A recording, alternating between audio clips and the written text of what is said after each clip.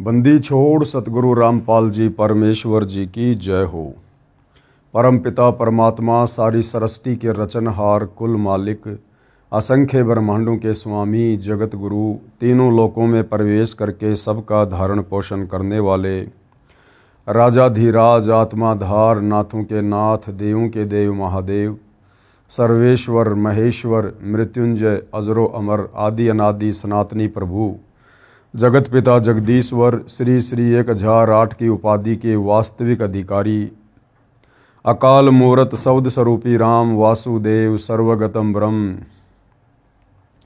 परम पूज्य प्रथम पूज्य परम संत परम पुरुष परम धनी परम दयालु सत्य कबीर हक्का कबीर अल्लाहु कबीर अल्लाहु अकबर बाखबर अल्लाह ताला जगत के तारणहार जगत के मुक्तिदाता जगत के जगन्नाथ हारे के सहारे हिंदुओं के राम मुसलमानों के अल्लाह सिखों के वाहिगुरु ईसाइयों के मसीह दया के सागर दया निधि करुणा के सागर करुणा निधि स्वयंभू परिभू संकट मोचन कष्ट हरण मंगल करण दुख भंजन अविगत कबीर निर्विकार निर्विषम परमात्मा अलय अलेख सतगुरु आदि अनादि सतगुरु असली मर्यादा पुरुषोत्तम असली राम असली कृष्ण असली घनश्याम असली मुरारी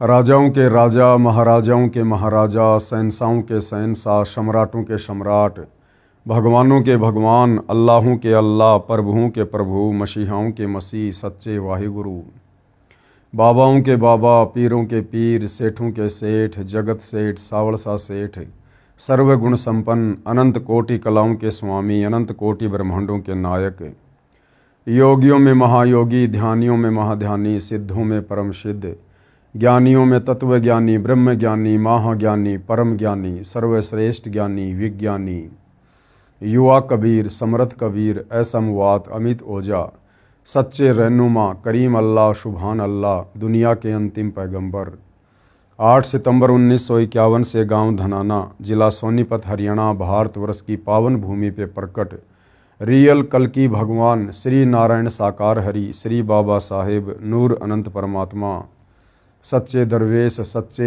बाखबर संत श्रोमणी सतगुरु रामपाल जी परमेश्वर जी के चरण कमल में साध संगति से जुड़े हुए देश विदेश से आप और हम सभी सत्सेवक भाई बहनों का अनंत कोटि दंडवत प्रणाम।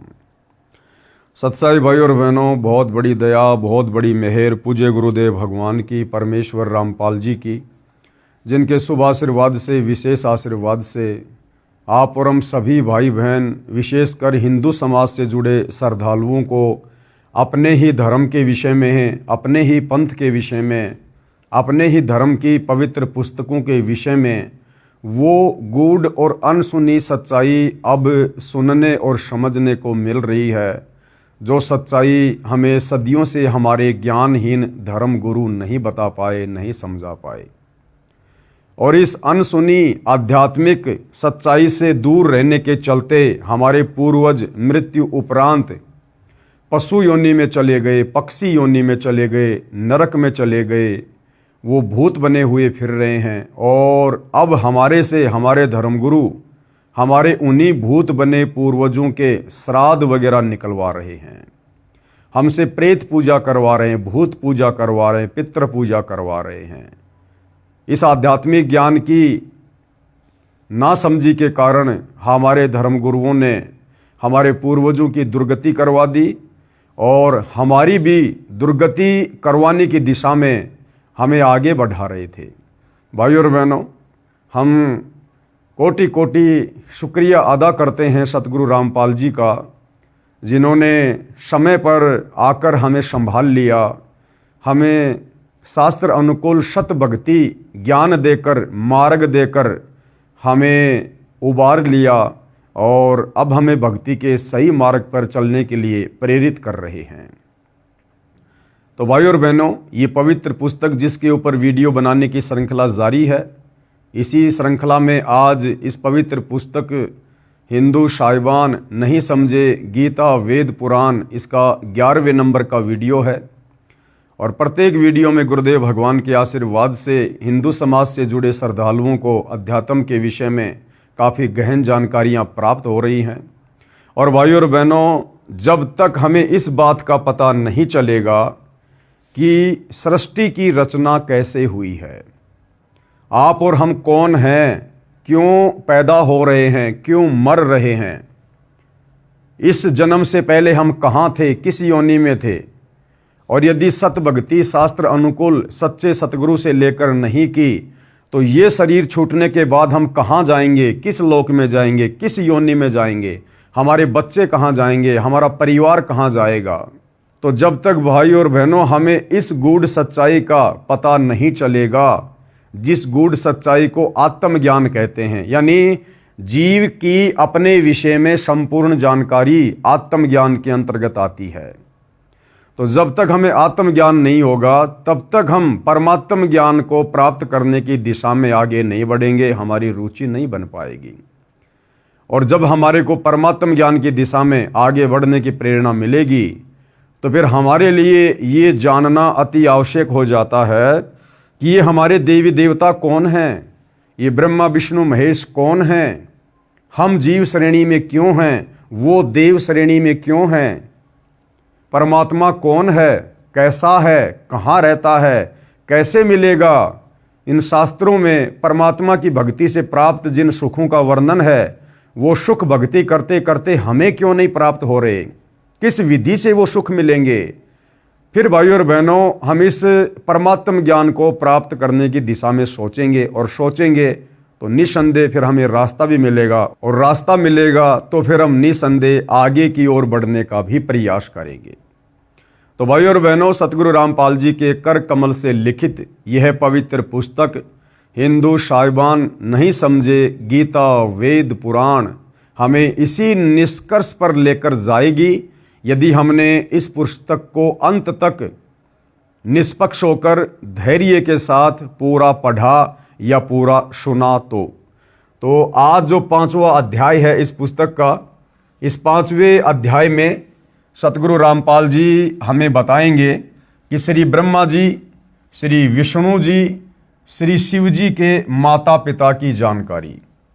तत्व ज्ञान के अभाव में सदियों से हमारे तमाम धर्म गुरुओं ने, आचार्य शंकराचार्यों ने ब्रह्मा विष्णु महेश जी के विषय में हमें यही बताया, यही पढ़ाया, यही समझाया कि ब्रह्मा विष्णु महेश ही इस सृष्टि को चला रहे हैं।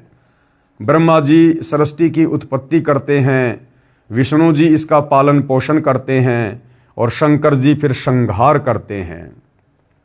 ये तीनों देवता ही सर्वश्रेष्ठ हैं, इनसे ऊपर कोई भगवान नहीं है, कोई परमात्मा नहीं है।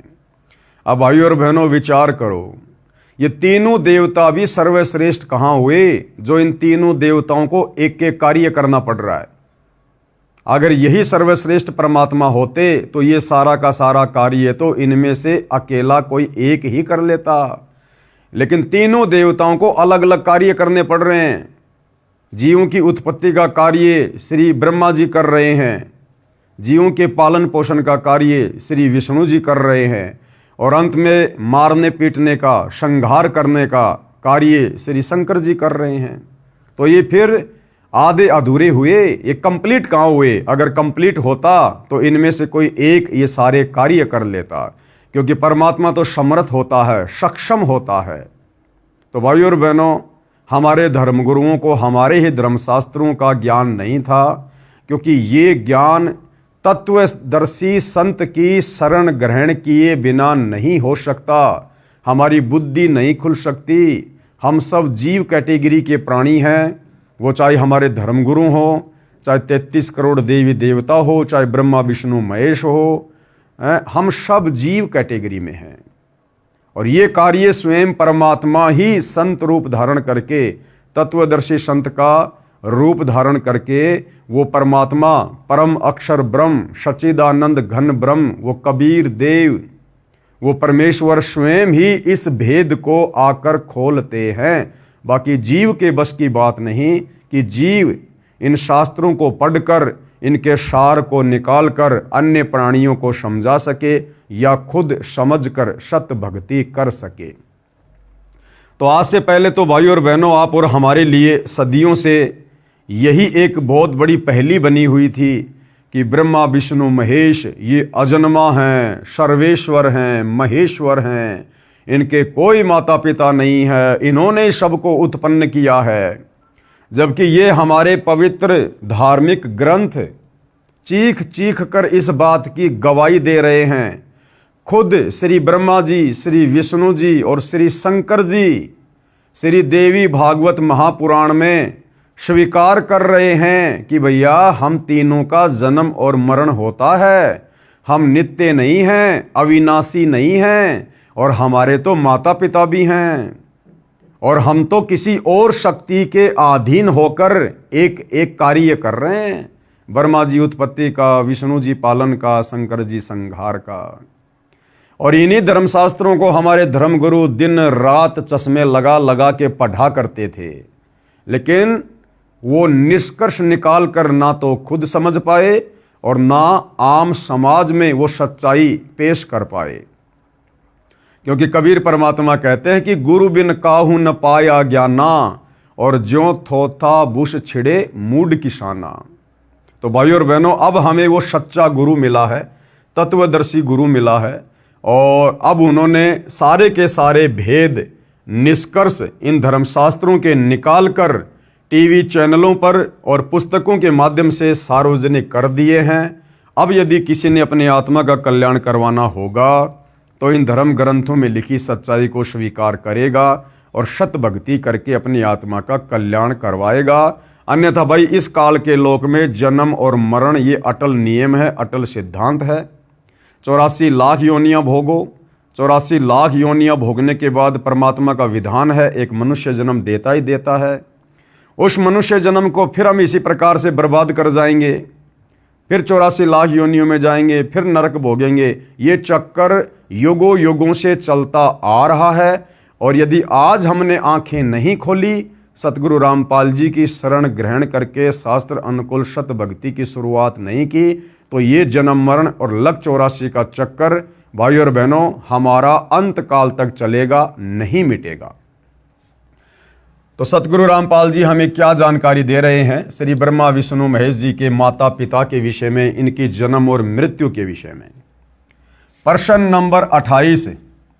अब हिंदू समाज के भाई बहन सतगुरु रामपाल जी से प्रश्न कर रहे हैं, काफी कुछ जानने और समझने के बाद, कोई ये प्रमाण दिखाओ कि श्री ब्रह्मा जी, श्री विष्णु जी तथा श्री शिव जी के माता पिता हैं।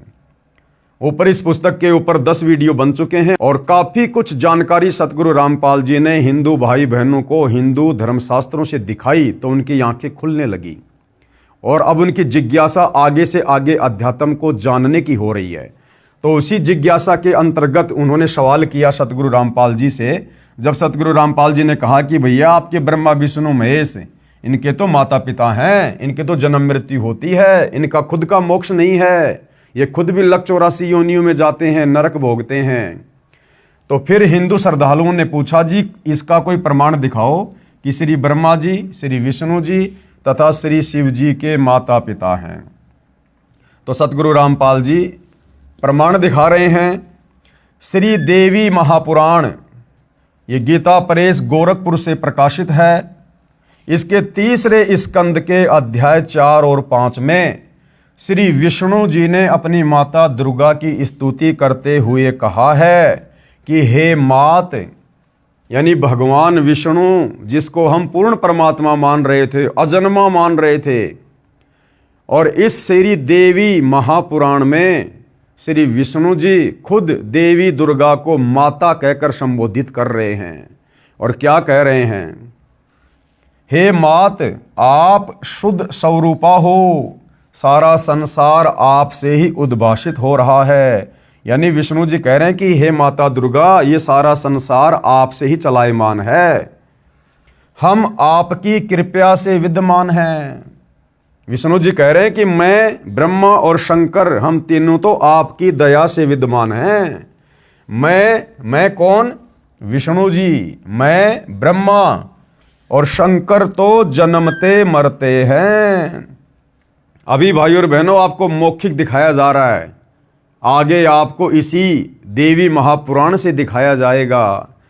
खुद श्री विष्णु जी स्वीकार कर रहे हैं कि मैं ब्रह्मा और शंकर तो जन्मते और मरते हैं, हमारा तो जन्म और मृत्यु होता है, हम अविनाशी नहीं हैं।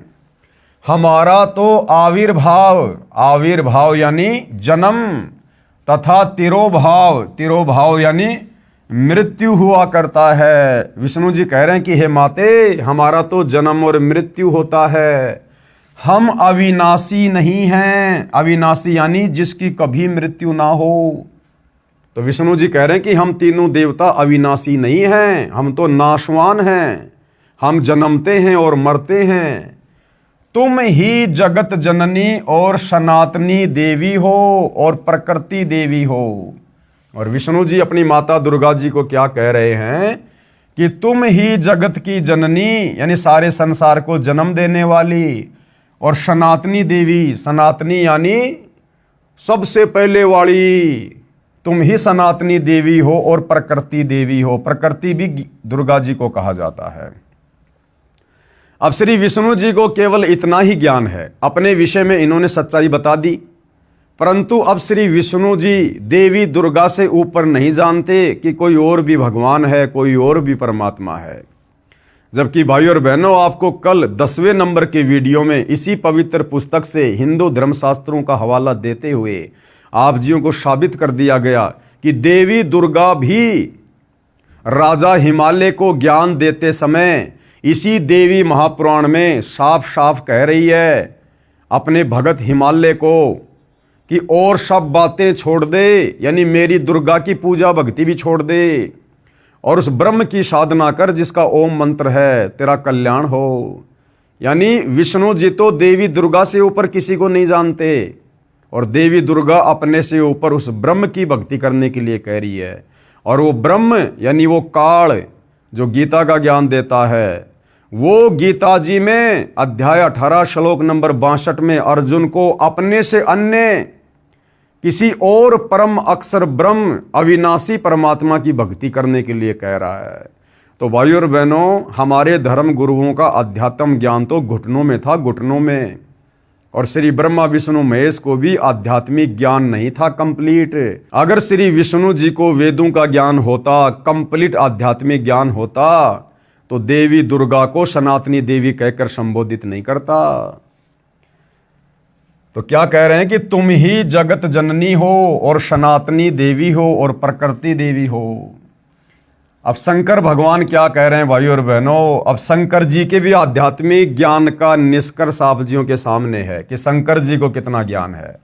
भगवान शंकर बोले, हे माता, यानी शंकर जी भी दुर्गा जी को अपनी मां कहकर संबोधित कर रहे हैं। अब देख लो भाई और बहनों, हमारे धर्मगुरु कहा करते थे कि देवी दुर्गा का कोई पति नहीं है। अरे पति नहीं है तो देवी दुर्गा ने फिर ब्रह्मा विष्णु महेश ये तीनों पुत्र कहां से उत्पन्न कर दिए? और देवी दुर्गा अगर शादीशुदा नहीं है तो फिर मांग में सिंदूर क्यों भरती है, माथे पर टिक्की क्यों लगाती है, 16 श्रृंगार क्यों करती है? अगर उसका पति नहीं है तो फिर हम उसको माता क्यों कहते हैं, बहन क्यों नहीं कहते? तो भाइयों और बहनों, अध्यात्म की कमी के कारण अब भगवान शंकर बोले, हे माता, विष्णु के बाद उत्पन्न होने वाला ब्रह्मा जब आपका पुत्र है तो क्या मैं तमोगुणी लीला करने वाला शंकर तुम्हारी संतान नहीं हुआ? अर्थात मुझे भी उत्पन्न करने वाली तुम ही हो। अब शंकर जी ने भी बिल्कुल निष्कर्ष दे दिया। भाई विष्णु जी ने तो पहले कह दिया कि तुम जगत जननी हो, सनातनी देवी हो, हम तो जन्मते और मरते हैं, हे माता। उसके बाद शंकर जी भी कह रहे हैं कि हे माता, जब ब्रह्मा और विष्णु भी तुम्हारी संतान है, तुम्ही से उत्पन्न हुए हैं, तो क्या मैं तमोगुणी लीला करने वाला शंकर क्या तुम्हारी संतान नहीं हुआ? अर्थात मैं भी तुम्ही से उत्पन्न हूं। शंकर जी ने भी फाइनल कर दिया कि मेरी भी माता यही दुर्गा है, मुझ शंकर का जन्म भी दुर्गा देवी से हुआ है। एक बार ध्यान से पढ़िए। भगवान शंकर बोले, हे माता, विष्णु के बाद उत्पन्न होने वाला ब्रह्मा जब आपका पुत्र है तो क्या मैं तमोगुणी लीला करने वाला शंकर तुम्हारी संतान नहीं हुआ? अर्थात मुझे भी उत्पन्न करने वाली तुम ही हो। इस देवी महापुराण के उल्लेख से सिद्ध हुआ कि श्री ब्रह्मा जी, श्री विष्णु जी तथा श्री शंकर जी को जन्म देने वाली माता श्री दुर्गा देवी अर्थात अष्टंगी देवी यानी 8 भुजा वाली देवी है और तीनों नाशवान हैं। और ये तीनों ब्रह्मा विष्णु महेश तो नाशवान हैं, क्योंकि जिसका जन्म होता है उसकी मृत्यु भी होती है, वो अविनाशी नहीं हो सकता। अब भाइयों और बहनों, आपको ये प्रमाण दिया जाएगा, हिंदू धर्मशास्त्रों से प्रमाण दिया जाएगा। पेश है श्रीमद् देवी भागवत यानी देवी पुराण, इसके 3रे स्कंद के अध्याय 4 और 5 से संबंधित प्रकरण की फोटोकॉपी। संक्षिप्त देवी भागवत आपकी आंखों के सामने है, देखिएगा। श्री विष्णु जी कह रहे हैं दुर्गा जी की स्तुति करते हुए, तुम शुद्ध स्वरूपा हो, ये संसार तुम्ही से उद्भासित हो रहा है। विष्णु जी कह रहे हैं कि हे माता दुर्गा, तुम शुद्ध स्वरूपा हो और ये सारा संसार तुम्ही से प्रकाशमय है। मैं यानी विष्णु, ब्रह्मा और शंकर हम सभी तुम्हारी कृपा से विद्यमान हैं। हमारा आविर्भाव यानी जन्म और तिरोभाव यानी मृत्यु हुआ करता है। केवल तुम ही नित्य हो यानी तुम ही सदा रहती हो, जगत जननी हो, प्रकृति और सनातनी देवी हो। विष्णु जी ने क्लियर कर दिया कि भैया हम तो तीनों जन्मते और मरते हैं। अब भगवान शंकर क्या कह रहे हैं? शंकर जी कह रहे हैं, भगवान शंकर बोले, देवी यदि महाभाग विष्णु तुम्ही से प्रकट हुए हैं, यदि विष्णु जी का जन्म तुम्ही से हुआ है, तो उनके बाद उत्पन्न होने वाले ब्रह्मा भी तुम्हारे ही बालक हुए। फिर मैं तमोगुणी लीला करने वाला शंकर क्या तुम्हारी संतान नहीं हुआ? अर्थात मुझे भी उत्पन्न करने वाली तुम ही हो। शिवे यानी दुर्गा, संपूर्ण संसार की सृष्टि करने में तुम बड़ी चतुर हो। अपनी इच्छा के अनुसार क्रीड़ा करती और शांत भी हो जाती हो। इस संसार की सृष्टि, स्थिति और संहार में तुम्हारे गुण सदा समृत हैं। यानी ब्रह्मा जी को जो रजोगुण मिला हुआ है, जिससे ब्रह्मा जी संसार की सृष्टि करते हैं, कह रहे हैं कि हे दुर्गा देवी, ये आपसे ही मिला हुआ है। और स्थिति यानी विष्णु जी को जो शतोगुण मिला हुआ है, जिसके कारण वो पालन पोषण करते, स्थिति को बना के रखते हैं, तो कह रहे हैं वो स्थिति यानी वो शतोगुण भी आप देवी दुर्गा से ही मिला हुआ है। और संहार में यानी श्री शंकर जी जो कि तमोगुण हैं, जो संहार करते हैं, तो कहते हैं शंकर जी को संहार करने की क्षमता भी तुम्ही से मिली हुई है। उन्हीं तीनों गुणों से उत्पन्न रजगुण ब्रह्मा, सतगुण विष्णु, तमोगुण शिव जी। 3 गुण कौन से? रजगुण, सतगुण, तमगुण। उन्हीं तीनों गुणों से उत्पन्न हम ब्रह्मा, विष्णु एवं शंकर नियम अनुसार कार्य में तत्पर रहते हैं। नियम अनुसार का मतलब है अपनी इच्छा से हम कुछ नहीं करते।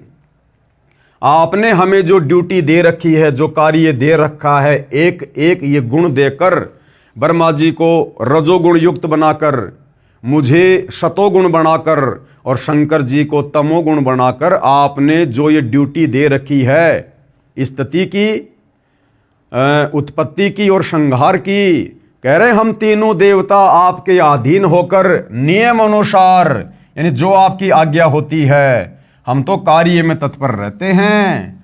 तो भाइयों और बहनों, इस छोटे से प्रकरण ने ये स्पष्ट कर दिया कि ब्रह्मा विष्णु महेश की जन्म और मृत्यु होती है, ये अविनाशी नहीं है।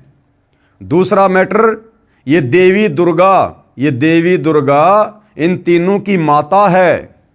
नंबर 3, ये तीनों देवता एक एक गुण युक्त हैं। रजगुण ब्रह्मा, सतगुण विष्णु और तमोगुण शिव जी। इतने सारे कंसेप्ट इस छोटे से प्रकरण ने क्लियर कर दिए हैं। जो भाई ये सवाल कर रहे थे कि भाई दिखाओ हमें कोई प्रमाण कि ब्रह्मा विष्णु महेश की माता कौन है, तो भाई हिंदू धर्मशास्त्र में जिसकी कथा हमारे धर्मगुरु आए दिन करते रहते हैं, श्री देवी महापुराण, इसी में साफ साफ आपको लिखा हुआ दिखा दिया है। मन में कोई शंका हो तो बाजार से गीता प्रेस गोरखपुर से प्रकाशित जिस श्री देवी महापुराण का आपको हवाला दिया गया है, आप जी लाकर देख सकते हैं। अब ये सारी बातें जानने के बाद में, अपनी आंखों से देखने के बाद में, अब हिंदू धर्म के जो श्रद्धालु हैं, अब अध्यात्म को जानने की ओर जिज्ञासा उनकी बढ़ रही है। तो अगला सवाल वो सतगुरु रामपाल जी से क्या कर रहे हैं कि श्री ब्रह्मा जी, श्री विष्णु जी तथा श्री शिव जी का पिता कौन है? कि महाराज जी आपने माता जी तो क्लियर कर दिया कि तीनों देवताओं की माता तो देवी दुर्गा है और ये तो जन्मते और मरते हैं, ये पूर्ण परमात्मा नहीं है। और जो जन्मता और मरता है वो फिर हम भक्तों का जन्म मरण का रोग कैसे समाप्त कर देगा? अर्थात हमारी मुक्ति ब्रह्मा विष्णु महेश से नहीं हो सकती जब इनकी खुद की मुक्ति नहीं है। फिर वो श्रद्धालु कह रहे हैं कि श्री ब्रह्मा जी, श्री विष्णु जी तथा श्री शिव जी का पिता कौन है? कि माता को तो पता चल गया कि दुर्गा है, अब दुर्गा का पति कौन है? ब्रह्मा विष्णु महेश का पिता कौन है महाराज जी, वो भी हमें बताओ। तो क्या बताया? श्री ब्रह्मा रजगुण, श्री विष्णु सतगुण तथा श्री शिव जी तमगुण की माता देवी दुर्गा है तथा पिता काल ज्योति निरंजन है। इनका पिता कौन है? ये काल ब्रह्म, जिसको ज्योति निरंजन भी कहते हैं, जिसने गीता जी का ज्ञान श्री कृष्ण जी के शरीर में प्रवेश करके कुरुक्षेत्र के मैदान में महाभारत के युद्ध के समय दिया। ये ब्रह्म जो गुप्त रहता है, इसने प्रतिज्ञा कर रखी है कि मैं अपने ओरिजिनल काल रूप में किसी के भी समक्ष प्रकट नहीं होऊंगा, मैं अपने ओरिजिनल काल रूप में किसी को भी दर्शन नहीं दूंगा, क्योंकि इसको 1 लाख मानव शरीरधारी प्राणियों के सूक्ष्म शरीर से निकली वासना रोजाना खाने का श्राप लगा हुआ है, जिस कारण इसकी मजबूरी है ये अपने ओरिजिनल रूप में किसी को दर्शन नहीं देता, क्योंकि इसका ओरिजिनल काल रूप बहुत भयंकर और विकराल है। पूजा तो छोड़ो, इसका रूप देखते ही आदमी का कलेजा फट जाए। जिस प्रकार महाभारत के युद्ध में जब इसने श्री कृष्ण जी के शरीर में प्रवेश करके और अपना 1000 भुजा वाला विराट रूप अर्जुन को दिखाया, तो अर्जुन इतना डर गया, उसने दोबारा से हथियार उठा लिए कि ठीक है, आप जैसा कहोगे मैं वैसा ही करूँगा, मुझे अपना वो चतुर्भुज रूप दिखाओ, अन्यथा मेरा कलेजा फट जाएगा।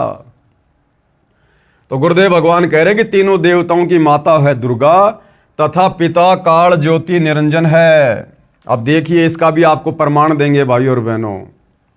पुस्तक हिंदू साहिबान नहीं समझे गीता वेद पुराण, पेज नंबर 144। और इसका प्रमाण कहाँ है? पहले आपको मौखिक बताया जाएगा। श्री शिव महापुराण में, ये गीता प्रेस गोरखपुर से प्रकाशित, इसके पिता का ज्ञान है। इस शिव महापुराण में ब्रह्मा विष्णु महेश के पिता का ज्ञान है। श्री शिव महापुराण के रुद्र संहिता खंड में अध्याय 5 से 9 तक निम्न प्रकरण है। क्या प्रकरण है? ध्यान से पढ़िएगा। अपने पुत्र नारद जी के प्रश्न का उत्तर देते हुए श्री ब्रह्मा जी ने कहा कि हे पुत्र, आपने सृष्टि के उत्पत्तिकर्ता के विषय में जो प्रश्न किया है उसका उत्तर सुन। अब हम तो श्री ब्रह्मा जी को ही सृष्टि का उत्पत्तिकर्ता मान रहे हैं सदियों से। हमारे धर्म गुरु भी हमारे को इसी प्रकार से बताते हुए आ रहे थे कि श्री ब्रह्मा जी ही सृष्टि के उत्पत्तिकर्ता हैं। यहाँ तो नारद जी जो ब्रह्मा जी के पुत्र हैं, नारद जी अपने पिता ब्रह्मा जी से पूछ रहे हैं कि सृष्टि का उत्पत्तिकर्ता कौन है, मुझे उसकी जानकारी बताएं। तो ब्रह्मा जी तो सृष्टि के उत्पत्तिकर्ता की जानकारी बता रहा है, ना कि ब्रह्मा जी सृष्टि के उत्पत्तिकर्ता हैं। अपने पुत्र नारद जी के प्रश्न का उत्तर देते हुए श्री ब्रह्मा जी ने कहा कि हे पुत्र, आपने सृष्टि के उत्पत्तिकर्ता के विषय में जो प्रश्न किया है उसका उत्तर सुनो।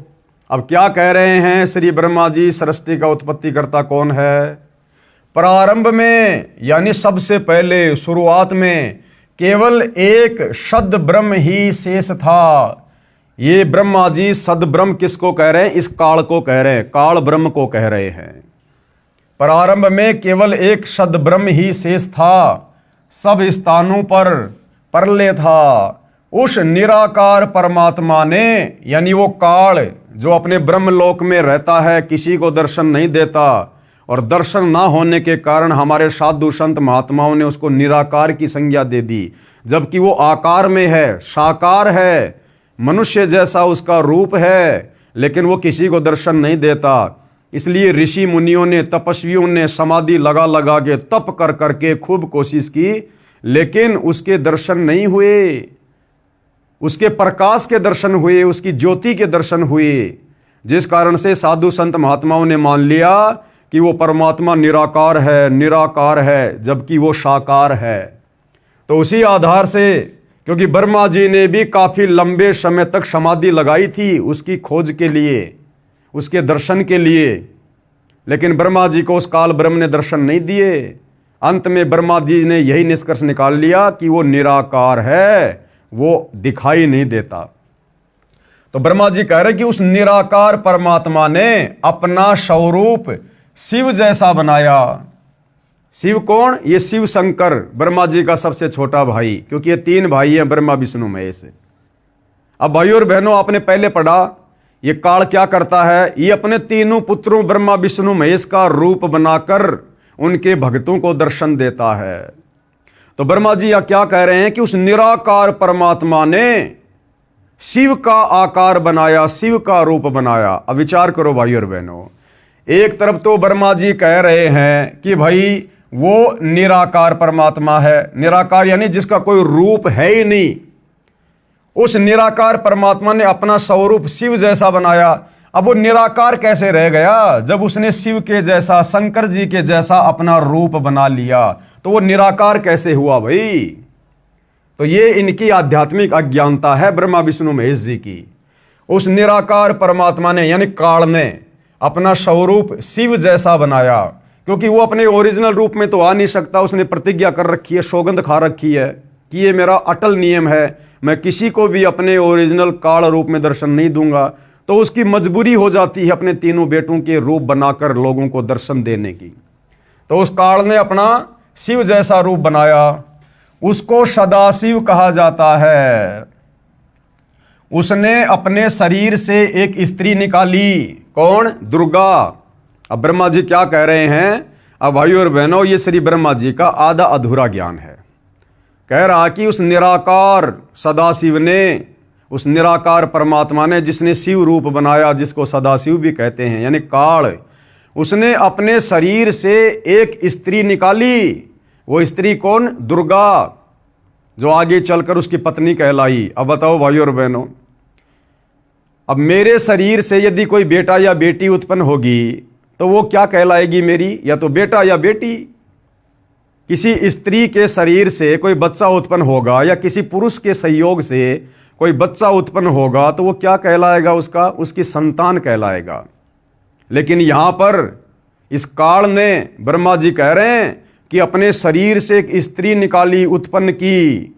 और देखना फिर, उसने अपने शरीर से एक स्त्री निकाली, वह स्त्री दुर्गा, जगदम्बिका, प्रकृति देवी तथा त्रिदेव। त्रिदेव कौन? ब्रह्मा विष्णु तथा शिव की जननी कहलाई। इन तीनों देवताओं को जन्म देने वाली माता कहलाई, जिसकी 8 भुजाएं हैं। इसी को शिवा भी कहा है। यानी शिव जैसा रूप यहां किसने बनाया? काल ने। और काल ने अपने शरीर से जिस स्त्री को बाहर निकाला उसको उसने क्या बनाया? शिवा यानी दुर्गा, यानी अपनी पत्नी। अब भाइयों और बहनों, वास्तव में ये माजरा क्या है? क्योंकि ब्रह्मा जी को तो कंप्लीट आध्यात्मिक ज्ञान था नहीं बेचारे को। इसने तो अटपट करके कुछ वेदों को पढ़ा, कुछ परमात्मा से हल्की फुल्की सृष्टि रचना को समझा, और इसने अपना आधा अधूरा ज्ञान यहां पेश कर दिया। असल में जब आप सृष्टि रचना पढ़ेंगे, सतगुरु रामपाल जी के कर कमल से लिखी हुई, हमारे धर्मशास्त्रों से प्रमाणित, तब आपको पता चलेगा भाइयों और बहनों कि ये काल, ये दुर्गा और हम सभी आत्माएं जो 21 ब्रह्मांड में यहाँ हैं, जन्म रहे, मर रहे हैं, गधे कुत्ते बन रहे हैं, हम सभी सतलोक में रहा करते थे परमपिता परमात्मा के पास, कबीर देव भगवान के पास में। वहां पर इस काल ने भाइयों और बहनों मनमुखी आचरण करना शुरू कर दिया। इसने तप करना शुरू कर दिया, और इसके तप के बदले परमात्मा ने इसको 21 ब्रह्मांड दे दिए, अलग से राज्य दे दिया। और हम जितनी भी आत्माएं थी वहां, जो वर्तमान में इस काल के इस गंदे लोक में गधे कुत्ते सूअर बन के घूम रहे हैं, इंसान बन के घूम रहे हैं, देवी देवता बन के घूम रहे हैं, हम सब इस काल के ऊपर आसक्त हो गए। जब ये तप कर रहा था तो हम इसको देखने के लिए जाया करते थे और इसकी महिमा किया करते थे कि वाह जी वाह, इतने लंबे समय से एक पैर पे खड़ा होकर तप कर रहा, क्या बात है। हम इसके ऊपर आसक्त हो गए। अब हमारे कबीर भगवान ने देखा कि अब ये आत्माएं मेरे किसी काम की नहीं है, ये मुझ एकमात्र सर्वश्रेष्ठ भगवान को छोड़कर, यानी मेरे से आस्था हटाकर और इस दो कोडी के जीव में, इस काल में, अपने जैसे इस प्राणी में ये अपनी आसक्ता लगा बैठे हैं। तो कहते हैं गुरु को तजे भजे जो आना, ता पशुओं को फोकट ज्ञाना। तो परमात्मा ने उसके तप के बदले 21 ब्रह्मांड दे दिए और हम सभी आत्माओं ने भी उसके साथ 21 ब्रह्मांडों में आने की सहमति व्यक्त कर दी, हाथ ऊपर खड़ा करके अपने भगवान के सामने, ये सोचकर कि हमें ना जाने सतलोक से भी ज्यादा सुख मिलेंगे यहां इसके पास में। और सबसे पहले भाई और बहनों, जिस आत्मा ने परमात्मा के पूछने पर कि कौन कौन इस काल के साथ जाना चाहता है, सबसे पहले जिस एक आत्मा ने हाथ खड़ा किया था, उस आत्मा को परमात्मा ने एक स्त्री का रूप बनाया, जिसको दुर्गा कहते, अष्टंगी कहते हैं। और उस दुर्गा को परमात्मा ने इस काल के पास में छोड़ दिया था, वही सतलोक में। और हम जितनी भी आत्माएं थी जिन्होंने यश किया था, हमारा सूक्ष्म रूप बनाकर सूक्ष्म रूप में दुर्गा के अंदर जो है वो प्रविष्ट कर दिया था। अब इस काल ब्रह्म ने दुर्गा के युवा रूप को देखकर, लड़की रूप को देखकर इसके मन में दोष उत्पन्न हो गया और इसने दुर्गा के साथ में बलात्कार करने का प्रयास किया, बदतमीजी करने का प्रयास किया। तो दुर्गा ने इसको बहुत समझाया कि भाई देख, हम दोनों एक ही पिता की संतान हैं। इस परम अक्षर ब्रह्म सत्य पुरुष कबीर देव ने आपको भी अपने वचन से उत्पन्न किया, मुझे भी अपने वचन से उत्पन्न किया। हम दोनों आपस में भाई बहन हैं और भाई बहनों का ऐसा ये गंदा कर्म ये अच्छा नहीं है, हम पाप के भागी बनेंगे। लेकिन काल के ऊपर तो वासनाओं का भूत सवार था, क्योंकि जानबूझ के उसने गलती मोल ले ली। तो दुर्गा ने बहुत समझाया लेकिन वो नहीं माना और जबरदस्ती दुर्गा के साथ करने लगा।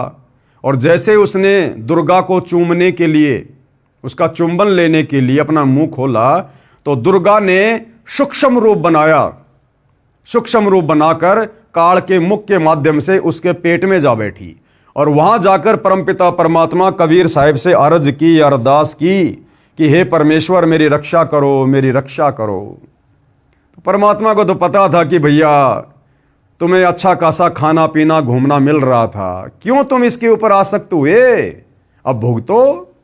लेकिन परमात्मा दयालु है, अपने पुत्र जोगजीत का रूप बनाकर, क्योंकि सतलोक में परमात्मा के 16 पुत्र और हैं इस काल के अलावा, अपने एक पुत्र जोगजीत का रूप बनाकर परमात्मा जी वहां आए और काल के पेट से इस दुर्गा को बाहर निकाला और परमात्मा जी का आदेश बता दिया कि ऐसा गंदा कर्म करने की सोचने वाला भी इस सतलोक में नहीं रह सकता। और उनको श्राप दे दिया कि आज से तेरा नाम काल होगा, तो प्रतिदिन 1 लाख मानव शरीरधारी स्त्री या पुरुषों का आहार करेगा और निकल जाओ यहां से। और सतलोक से 21 ब्रह्मांड सहित इस दुर्गा को, दुर्गा के अंदर हम सभी आत्माओं को और इस काल को सतलोक से 16 शंख कोश की दूरी पर 21 ब्रह्मांडों समेत वहां से निकाल दिया। और ये वचन बोलते ही वो 21 ब्रह्मांड विमान की तरह चल पड़े और 16 शंख कोश की दूरी पर आकर स्थिर हो गए, जहां हम लोग रह रहे हैं। उसके बाद भाई और बहनों, इस काल ने फिर अपनी मनमानी की कि अब मेरा कौन क्या बिगाड़ेगा, मुझे सतलोक से तो धक्के मार के निकाल ही दिया परमात्मा ने, अब मेरा कौन क्या बिगाड़ेगा।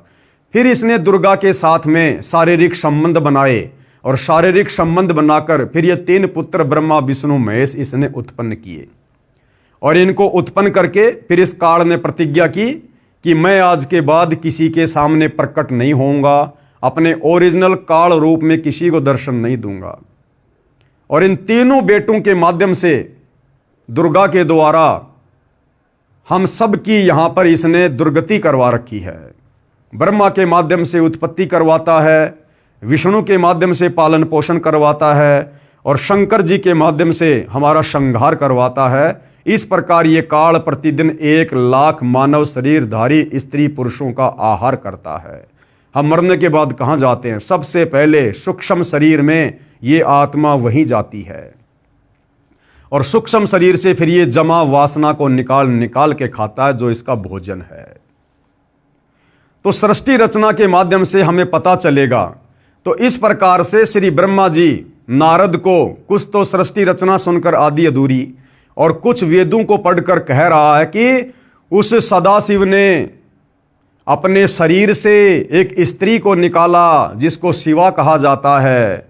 तो वो कबीर परमात्मा ने अपने पुत्र जोगजीत का रूप बनाकर काल के पेट से दुर्गा को बाहर निकाला था।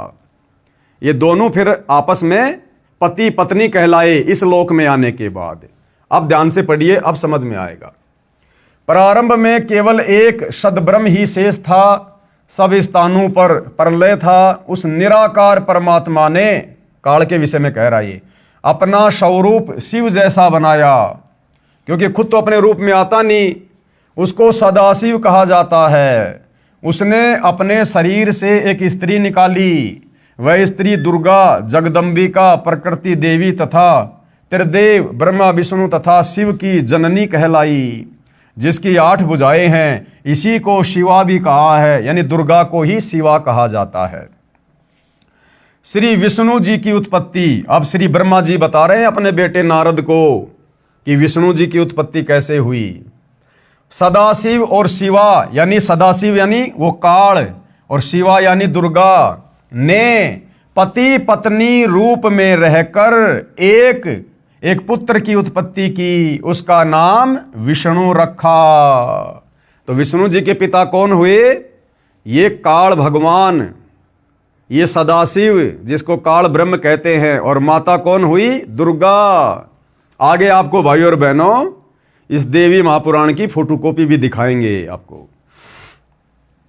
श्री विष्णु जी की उत्पत्ति सदाशिव और शिवा यानी काल और दुर्गा ने पति पत्नी रूप में रहकर एक पुत्र की उत्पत्ति की, उसका नाम विष्णु रखा।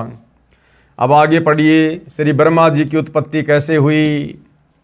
श्री ब्रह्मा जी की उत्पत्ति, श्री ब्रह्मा जी ने बताया कि जिस प्रकार विष्णु जी की उत्पत्ति शिव तथा शिवा के संयोग यानी काल और दुर्गा के संयोग यानी भोग विलास से हुई है, उसी प्रकार शिव और शिवा ने यानी काल और दुर्गा ने मेरी यानी ब्रह्मा की भी उत्पत्ति की। तो ब्रह्मा जी का भी पिता कौन हुआ? ये काल ब्रह्म, और माता कौन हुई? दुर्गा। नोट, यहां पर शिव को काल ब्रह्म जाने, शिवा को दुर्गा जाने। अदालत नोट करे, क्योंकि आने वाले समय में भाइयों और बहनों ये सारी बातें अदालतों में रखी जाएंगी, इन धर्मशास्त्रों से प्रमाणित किया जाएगा। इसलिए सतगुरु रामपाल जी ने पहले यहां पर कोष्टक में लिख दिया, अदालत नोट करे। इस रुद्र संहिता खंड में शंकर जी की उत्पत्ति का प्रकरण नहीं है। अब इस रुद्र संहिता में श्री शंकर जी की उत्पत्ति का जो प्रकरण है कि शंकर जी की उत्पत्ति कैसे हुई, ये इस अनुवादकर्ता ने जानबूझ के नहीं लिखा। क्यों नहीं लिखा? क्योंकि इसको आध्यात्मिक ज्ञान नहीं था, इसको तत्व ज्ञान नहीं था। अब इसने सोचा यदि मैं शिव जी की उत्पत्ति दिखा दूंगा तो फिर मैं ये कैसे सिद्ध करूंगा कि वो सदाशिव कौन था, फिर वो सदाशिव मैं कैसे सिद्ध करूंगा, क्योंकि इनकी बुद्धि काल ब्रह्म तक नहीं जा रही थी। इन अनुवादकर्ताओं की ये केवल ब्रह्मा विष्णु शिव को ही फाइनल मानते थे, इनसे ऊपर किसी को नहीं मानते थे। तो इसने सोचा कि मैंने यहां पर सदाशिव को दिखा दिया, मैंने यहां पर श्री विष्णु जी को दिखा दिया, मैंने यहां श्री ब्रह्मा जी को दिखा दिया। अब अगर मैं शिव जी को दिखाऊंगा तो फिर ये चौथा माना जाएगा और कोई भी मेरी बात को स्वीकार नहीं करेगा। तो जानबूझकर इसने इस प्रकरण को छोड़ दिया। लेकिन भाई और बहनों, आप जी ने ऊपर श्री देवी महापुराण में, आप जी ने ऊपर श्री देवी महापुराण में साफ साफ देख लिया है, पढ़ लिया है। यहां पर श्री शंकर जी खुद अपनी उत्पत्ति बता रहे हैं। क्या बोल रहे हैं? भगवान शंकर बोले देवी यानी दुर्गा जी यदि महाभाग विष्णु तुम्ही से प्रकट हुए हैं तो उनके बाद उत्पन्न होने वाला ब्रह्मा भी तुम्हारे बालक हुए। फिर मैं तमोगुणी लीला करने वाला शंकर यानी शिव क्या तुम्हारी संतान नहीं हुआ? अर्थात मुझे भी उत्पन्न करने वाली तुम ही हो।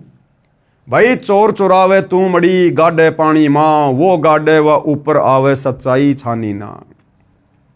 तो ये अनुवाद करता कहां कहां तक अपनी अज्ञानता को पेश करेंगे और सच्चाई को दबाएंगे। सच्चाई तो इन्हीं धर्मशास्त्रों में लिखी हुई है। तो यहां श्री शंकर ने भी अपनी उत्पत्ति इसी देवी दुर्गा से बताई है। और देवी दुर्गा का पति कौन है ये आपने देख लिया, ये काल ब्रह्म है, ये सदाशिव है।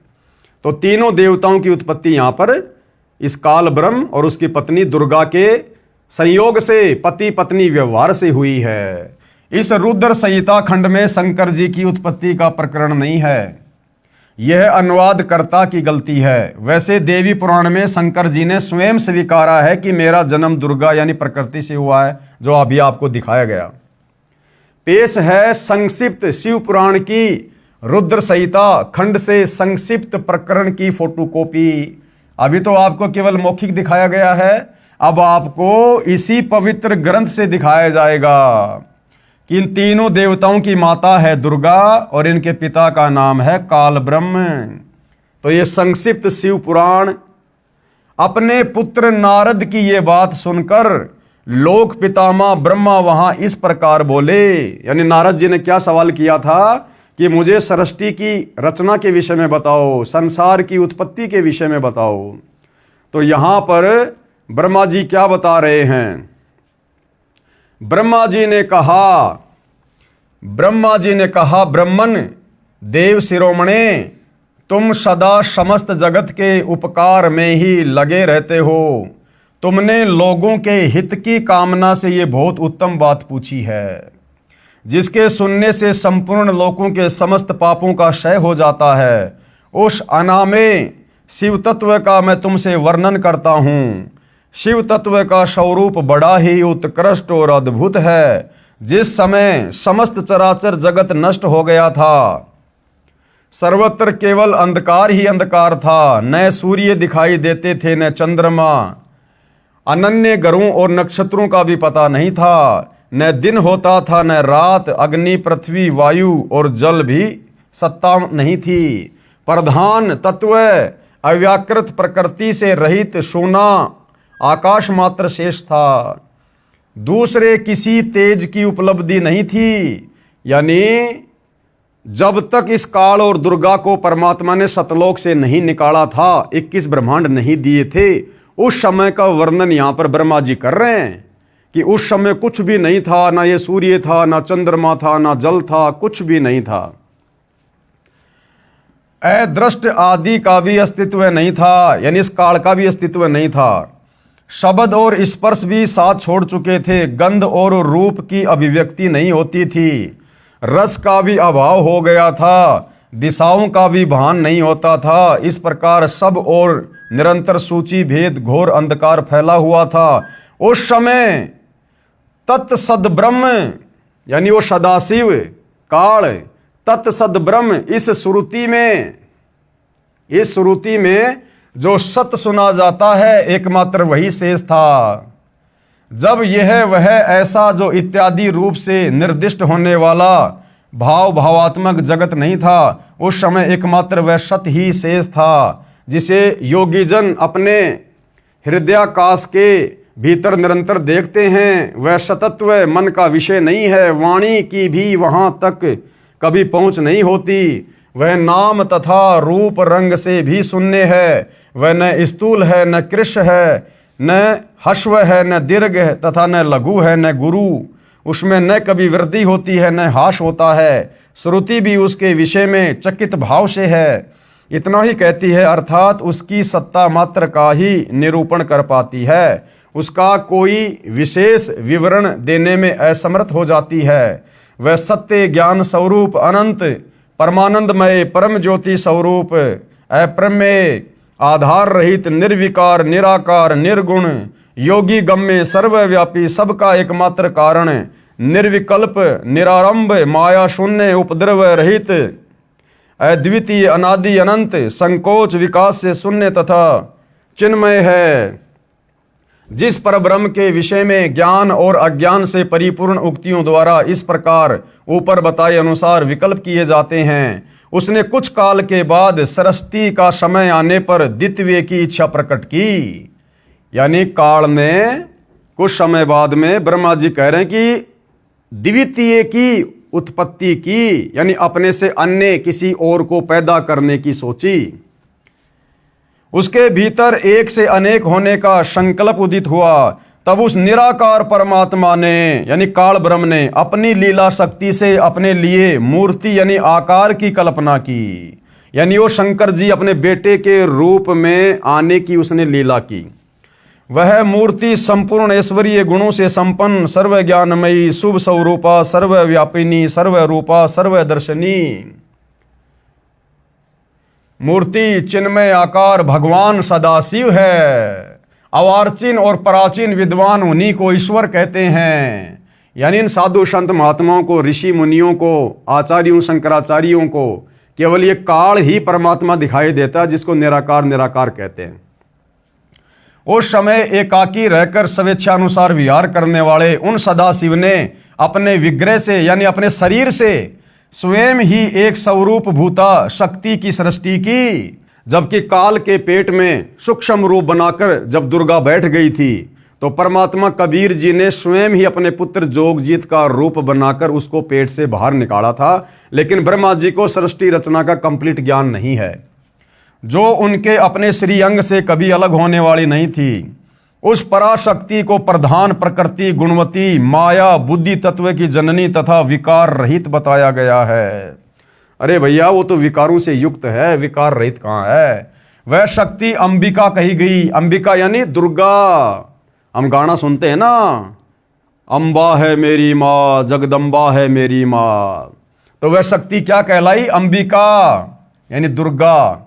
उसी को प्रकृति देवी, सर्वेश्वरी और त्रिदेव जननी, त्रिदेव जननी यानी तीनों देवता ब्रह्मा विष्णु महेश की जननी माता, नित्या और मूल कारण भी कहते हैं। सदाशिव द्वारा यानी इस काल ब्रह्म के द्वारा प्रकट की गई उस शक्ति के 8 भुजाएं हैं। अब बताओ 8 भुजा किसके भैया? अंबिका के, दुर्गा के, जिसको अष्टंगी भी कहते हैं। उस शुभ लक्षणा देवी के मुख की शोभा विचित्र है। वह अकेली ही अपने मुखमंडल में सदा 1 सहस्त्र चंद्रमाओं की कांति धारण करती है। नाना प्रकार के आभूषण उसके श्रीअंग की शोभा बढ़ाते हैं।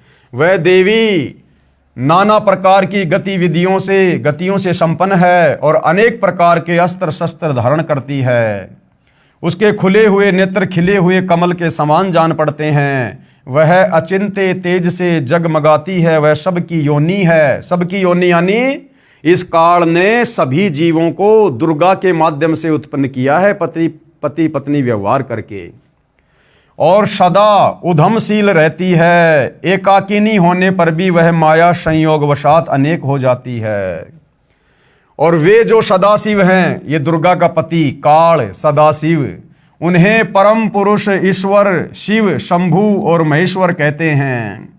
वे अपने मस्तक पर आकाश गंगा को धारण करते हैं। उनके भाल देश में चंद्रमा शोभा पाते हैं। उनके 5 मुख हैं और प्रत्येक मुख में 3-3 नेत्र हैं। उनका चित्त सदा प्रसन्न रहता है। वे 10 भुजाओं से युक्त और त्रिशूलधारी हैं। असल में ये 1 भुजा का स्वामी है, बाकी एक चाहे तो कम से कम 2 भुजा भी बना सकता है, 10 भी बना सकता है, 100 भी बना सकता है, लेकिन 1000 से ज़्यादा नहीं बना सकता, क्योंकि 1000 कलाओं का स्वामी है। उनके श्री अंगों की प्रभा, ये रुद्र संहिता चल रही है भाई और बहनों। उनके श्री अंगों की प्रभा कपूर के समान श्वेत गौर है। वे अपने सारे अंगों में भस्म रमाए रहते हैं। उन काल रूपी, देखो सच्चाई आ रही है भाई और बहनों, उन काल रूपी ब्रह्म ने एक ही समय शक्ति के साथ शिवलोक नामक क्षेत्र का निर्माण किया। उस काल रूपी ब्रह्म ने, कौन है ये? दुर्गा का पति काल ब्रह्म। उस काल रूपी ब्रह्म ने शिवलोक नामक क्षेत्र का निर्माण किया था। उस उत्तम क्षेत्र को ही काशी कहते हैं। वह परम निर्वाण या मोक्ष का स्थान है, जो सबके ऊपर विराजमान है। ये अपने वाली काशी नहीं, कोई सोचे ये बनारस वाली काशी नहीं, ऊपर के लोगों की बात हो रही है। वे प्रिया तथा प्रियतम रूप, प्रिया कौन? दुर्गा, और प्रियतम कौन? ये काल। शक्ति और शिवा यानी दुर्गा और ये काल जो शिव रूप धारण करता है, जो परमानंद स्वरूप है, उस मनोरम क्षेत्र में नित्य निवास करते हैं। काशीपुरी परमानंद रूपिणी है मुने। शिव और शिवा ने यानी काल और दुर्गा ने प्रलय काल में कभी उस क्षेत्र को अपने सानिध्य से मुक्त नहीं किया। यानी जब ब्रह्मा विष्णु महेश के लोकों में जब प्रलय आती है तो ये काल और दुर्गा उसी काशी नामक क्षेत्र में रहते हैं। इसलिए विद्वान पुरुष उसे अविमुक्त क्षेत्र के नाम से भी जानते हैं। वह क्षेत्र आनंद का हेतु है, इसलिए पिनाकधारी शिव ने पहले उसका नाम आनंद वन रखा था, उसके बाद वह अविमुक्त के नाम से प्रसिद्ध हुआ। देवर्षे यानी ब्रह्मा जी कह रहे नारद से कि देवर्षे एक समय उस आनंद वन में रमण करते हुए शिवा और शिव के मन में ये इच्छा हुई। अब ध्यान से पढ़ना भाई और बहनों, ब्रह्मा विष्णु महेश की उत्पत्ति कैसे हुई है? दुर्गा और काल के पति पत्नी व्यवहार करने से। ब्रह्मा जी नारद जी से कह रहे हैं कि देवर्षे यानी नारद जी एक समय उस आनंद वन में रमण करते हुए यानी घूमते फिरते हुए शिवा यानी दुर्गा और शिव यानी काल, इनके मन में यह इच्छा प्रकट हुई कि किसी दूसरे पुरुष की भी सृष्टि करनी चाहिए, कि कोई संतान भी उत्पन्न करनी चाहिए, बच्चा भी पैदा करना चाहिए। जिस पर यह सृष्टि संचालन का महान भार रखकर हम दोनों केवल काशी में रहकर इच्छानुसार विचरें, ताकि सारी सृष्टि का भार उन बच्चों के ऊपर रख दिया जाए और हम आराम से यहाँ मौज करें और निर्वाण धारण करें। वही पुरुष हमारे अनुग्रह से सदा सबकी सृष्टि करे, यानी वो हमारी संतान ही हमारे सारे काम को संभाले, पालन करे, और वही अंत में सबका संहार भी करे। यह चित्त एक समुद्र के समान है, इसमें चिंता की उताल तरंगे उठ उठकर इसे चंचल बनाए रहती हैं। इसमें सत्व गुण रूपी रतन, तमोगुण रूपी ग्रह और रजोगुण रूपी मूंगे भरे हैं। इस विशाल चित्त समुद्र को संकुचित करके हम दोनों उस पुरुष के प्रसाद से आनंद कानन काशी में सुखपूर्वक निवास करें। यह आनंदवन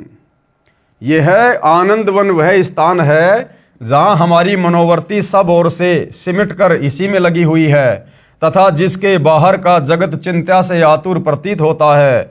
ऐसा निश्चय करके शक्ति सहित सर्वव्यापी परमेश्वर शिव ने, अब देखना भाइयों और बहनों, ऐसा विचार करके यानी संतान उत्पत्ति का विचार करके, ऐसा निश्चय करके शक्ति सहित यानी दुर्गा के साथ सर्वव्यापी परमेश्वर शिव ने यानी उस काल ने अपने वाम भाग के 10वें अंग पर अमृत मल दिया, यानी पति पत्नी व्यवहार किया, शारीरिक संबंध बनाए। फिर तो वहां से एक पुरुष प्रकट हुआ जो तीनों लोकों में सबसे अधिक सुंदर था। वह शांत था, उसमें सत्व गुण की अधिकता थी तथा वह गंभीरता का अथाह सागर था। मुने क्षमा नामक गुण से युक्त उस पुरुष के लिए ढूंढने पर भी कहीं कोई उपमा नहीं मिलती। यानी इन्होंने विष्णु की उत्पत्ति की और शिव ने कहा, इस काल ने क्या कहा कि बेटा, वत्स यानी बेटा, व्यापक होने के कारण तुम्हारा विष्णु नाम विख्यात हुआ। भाई और बहनों, क्लियर कर दिया इस शिव महापुराण ने कि काल और दुर्गा के संयोग से सबसे पहले विष्णु जी की उत्पत्ति हुई। बिल्कुल क्लियर कर दिया। तो विष्णु जी की माता कौन? दुर्गा। और विष्णु जी का पिता कौन? ये काल ब्रह्म। अब आगे बढ़िएगा, ये रुद्र संहिता चल रही है भाई और बहनों। भगवान विष्णु की नाभि से कमल का प्रादुर्भाव, यानी फिर श्री विष्णु जी की नाभि से किस प्रकार ब्रह्मा जी की उत्पत्ति हुई, ये पढ़िएगा आप आगे। ब्रह्मा जी कहते हैं, देवर्षे यानी हे नारद, तत्पश्चात यानी उसके बाद कल्याणकारी परमेश्वर शांब सदाशिव ने यानी इस काल ने पूर्ववत परियतन करके, यानी जैसे उसने विष्णु को अपनी पत्नी दुर्गा के साथ में शारीरिक संबंध बनाकर पैदा किया था, उसी प्रकार से सदाशिव ने यानी काल ने पूर्ववत परियतन करके मुझे, यानी ब्रह्मा जी कह रहा है कि मुझे अपने दाहिने अंग से उत्पन्न किया। मुने उस महेश्वर ने यानी काल ने मुझे तुरंत ही अपनी माया मोहित करके नारायण देव के नाभि कमल में डाल दिया, यानी विष्णु के नाभि कमल में डाल दिया और लीला पूर्वक मुझे वहां से प्रकट किया। इस प्रकार उस कमल से पुत्र के रूप में मुझ हिरण्य गर्भ का जन्म हुआ, यानी मुझ ब्रह्मा का भी जन्म हुआ। यानी ब्रह्मा जी अपने जन्म के विषय में अपने बेटे को बता रहे हैं। जिस ब्रह्मा को हम कह रहे थे कि ब्रह्मा विष्णु महेश तो आदि अनादि हैं, इनका कोई माता पिता नहीं है, इनकी कभी जन्म नहीं होती, इनकी मृत्यु नहीं होती। देख लो भाई और बहनों, हमारे शास्त्रों में लिखा हुआ है और ये हमारे धर्मगुरु आज तक हमारे को इन शास्त्रों में लिखे होने के बावजूद भी ढूंढकर, पढ़कर, समझकर हमें नहीं बता पाए, समाज के सामने पेश नहीं कर पाए और सदियों से हमारे को भक्ति और भगवान के नाम पर अंधेरे में रखा। इस प्रकार ब्रह्मा, विष्णु तथा रुद्र, इन तीन देवताओं में गुण हैं। ये रुद्र कौन है? शिव जी। इस प्रकार ब्रह्मा, विष्णु और रुद्र, इन तीन देवताओं में गुण हैं। इस ब्रह्मा जी में काल और दुर्गा ने रजोगुण डाल दिया, रजोगुण युक्त कर दिया और सृष्टि आगे उत्पन्न कैसे होगी ये ब्रह्मा जी के ऊपर छोड़ दिया कि ब्रह्मा जी विषय वासनाओं में लोगों को फंसाकर रजोगुण के प्रभाव से संतान उत्पत्ति करवाएगा। विष्णु जी को शतोगुण से युक्त कर दिया कि ये जो विष्णु है अपने शतोगुण के प्रभाव से इस परिवार में लोगों को बांध के रखेगा, मेरा बेटा, मेरी बेटी। और ये जो रुद्र है, जो शिव शंकर है, इसको तमोगुण से युक्त कर दिया कि ये अंत में लोगों के मन मुटाव करवा के, लड़ाई झगड़ा करवा के, किसी भी कारण से उनको मार मार के और इस काल के भोजन के लिए तैयार करेगा। तो तीनों देवता उत्पन्न कर दिए, तीन संतान उत्पन्न कर दी इन्होंने। इस प्रकार ब्रह्मा, विष्णु तथा रुद्र यानी शिव, इन तीन देवताओं में गुण हैं, परंतु शिव यानी ये काल जो है ये गुणातीत माने जाते हैं। ये काल इनसे अलग रहता है। इन तीनों देवताओं को एक एक गुणों से युक्त कर दिया, लेकिन ये फिर इनसे अलग रहता है और हमें यही लगता है कि सारा का सारा कार्य ब्रह्मा, विष्णु, महेश कर रहे हैं, जबकि सारा का सारा कार्य उस काल के रिमोट से, दुर्गा के माध्यम से ये तीनों देवता ब्रह्मा, विष्णु, महेश कर रहे हैं। और इन तीनों अपने पुत्रों की उत्पत्ति करने के बाद में काल ने फिर दुर्गा को कहा था कि आज के बाद मैं किसी को भी मेरे ओरिजिनल काल रूप में दर्शन नहीं दूंगा और दुर्गा तू मेरे विषय में मेरा भेद इन ब्रह्मा, विष्णु, महेश को भी मत बताना, अन्यथा ये मेरे लिए फिर भोजन की व्यवस्था नहीं करेंगे। अगर इन ब्रह्मा, विष्णु, महेश को ये पता चल जाए कि हमारा बाप ऐसे ऐसे सतलोक से और उस पूर्ण परमात्मा कबीर साहिब के शराब से इस प्रकार से शापित है और ये हमारा यूज कर रहा अपने भोजन के लिए, तो ये ब्रह्मा, विष्णु, महेश कभी भी ये कुकर्म नहीं करेंगे। इसलिए इस ब्रह्मा, विष्णु, महेश को भी दुर्गा उनके पिता काल ब्रह्म तक नहीं पहुंचने देती, इस सच्चाई से दूर रखती है। तो इस प्रकार ब्रह्मा, विष्णु तथा रुद्र यानी शिव, इन तीन देवताओं में गुण है, परंतु शिव यानी जो एक काल है जो अपने बेटे शिव का रूप धारण कर लेता है, वो गुणातीत माने जाते हैं, यानी वो इनसे अलग रहता है। श्री शंकर जी भी शिव यानी काल ब्रह्म तथा शिवा यानी देवी दुर्गा का पुत्र है। श्री शिव महापुराण के विद्वेश्वर संहिता के प्रथम खंड अध्याय 6 से 10 में प्रमाण। अब देखिएगा, अब ये शंकर जी भी इसी काल और दुर्गा का पुत्र है। एक समय श्री ब्रह्मा जी तथा श्री विष्णु जी का इस बात पर युद्ध हो गया कि ब्रह्मा जी ने कहा कि मैं तेरा पिता हूं, क्योंकि ये संसार मेरे से उत्पन्न हुआ है। यानी ब्रह्मा, विष्णु, महेश को भी पूर्णतया ये नहीं पता कि हम भगवान हैं या भगवान कोई और है। और इनमें भी आपस में एक समय झगड़ा हो गया दोनों भाइयों में, विष्णु जी में और ब्रह्मा जी में। तो ब्रह्मा कहने लगा कि मैं तेरा पिता हूं, मैंने सारे संसार की रचना करी है, तेरा जन्म मेरे से हुआ है। और विष्णु जी कहने लगे कि मैं तेरा पिता हूं, ये सारा संसार तो मेरे से उत्पन्न हुआ है, तू मेरे नाभि कमल से उत्पन्न हुआ है। इसी बात को लेकर हमारे दोनों भगवानों का, जिनको हम भगवान कहते हैं, बच्चों की तरह लड़ाई हो गई इनमें। क्योंकि ये संसार मेरे से उत्पन्न हुआ है, मैं प्रजापिता हूं। कौन कहने लगा? ब्रह्मा। विष्णु जी ने कहा कि मैं तेरा पिता हूं, तू मेरे नाभि कमल से उत्पन्न हुआ है। दोनों एक दूसरे को मारने के लिए तत्पर हो गए। उसी समय सदाशिव अर्थात काल ब्रह्म ने उन दोनों के बीच में एक सफेद रंग का प्रकाशमय स्तंभ खड़ा कर दिया। एक बहुत बड़ा स्तंभ यानी खंबा खड़ा कर दिया उन दोनों के बीच में। क्यों? क्योंकि इस काल को पता था कि अगर ये दोनों आपस में लड़ लड़ के मर जाएंगे तो मेरे लिए भोजन कैसे तैयार होगा, इस नीचे की सृष्टि को कौन चलाएगा। तो काल ने वहां पर एक लंबा चौड़ा स्तंभ, एक खंबा खड़ा कर दिया दोनों के बीच में, क्योंकि वो अपने ओरिजिनल रूप में तो आ नहीं सकता। उसने सौगंध खा रखी है कि मैं अपने ओरिजिनल रूप में तो किसी को दर्शन दूंगा ही नहीं। तो वो क्या करता है, या तो अपने तीनों बेटों में से किसी एक का रूप बना के आ जाता है, या फिर अन्य कोई लीलामय तरीके से वो प्रकट होता है। तो यहां पर वो एक लंबा चौड़ा उसने खंबा जो है प्रकट कर दिया उन दोनों के बीच में।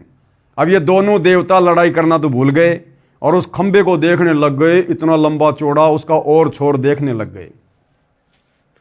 दोनों एक दूसरे को मारने के लिए तत्पर हो गए। उसी समय सदाशिव यानी काल ब्रह्म ने उन दोनों के बीच में एक सफेद रंग का प्रकाशमय स्तंभ यानी खंबा खड़ा कर दिया। उसके पश्चात अपने पुत्र तमगुण शिव के रूप में प्रकट होकर उस स्तंभ को अपने लिंग यानी प्राइवेट पार्ट का आकार दे दिया। अब देखना भाइयों और बहनों, शिवलिंग की पूजा कैसे शुरू हुई है। ये काल ऐसे आप और हमारे को ओछी साधना करवाता है, आधी अधूरी और घटिया साधना करवाता है। हमें वेदों के अनुसार भी साधना नहीं करने देता। ये नहीं चाहता कि कोई भी प्राणी सत्य साधना करके उस परम अक्षर ब्रह्म की, सनातन परम धाम की तत्वदर्शी संत से उपदेश लेके सच्ची साधना कर ले।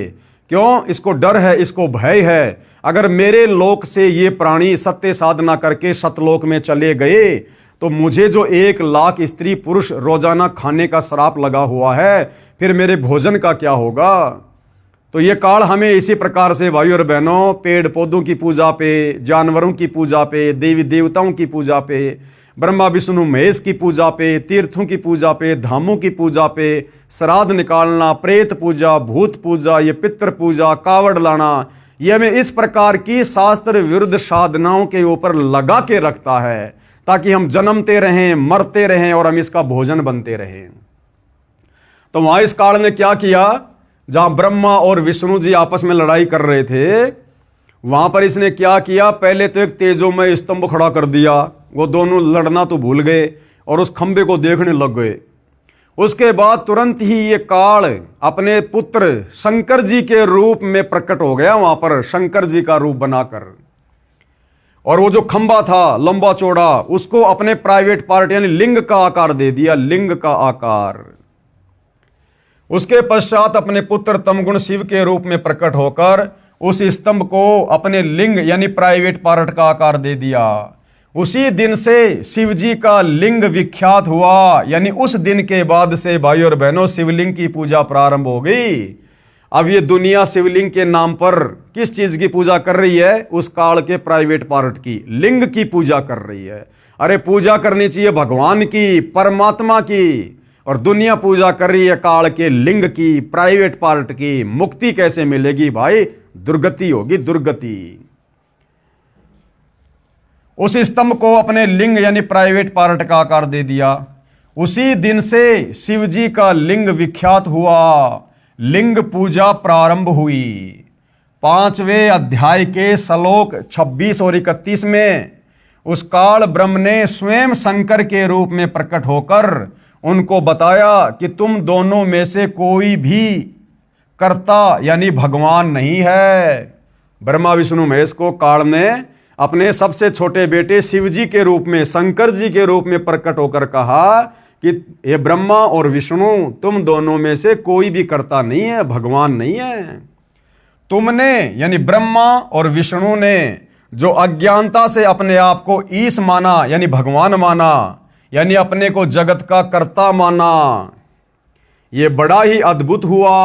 काल कहने लगा कि हे ब्रह्मा और विष्णु, तुम दोनों ने जो अपने अपने आप को जगत का स्वामी मान लिया कि मैं तेरा बाप, मैं तेरा बाप, मैंने संसार रचा है, कहते हैं ये तो बड़ा आश्चर्य है, तुमने अपने आप को भगवान कह कैसे दिया।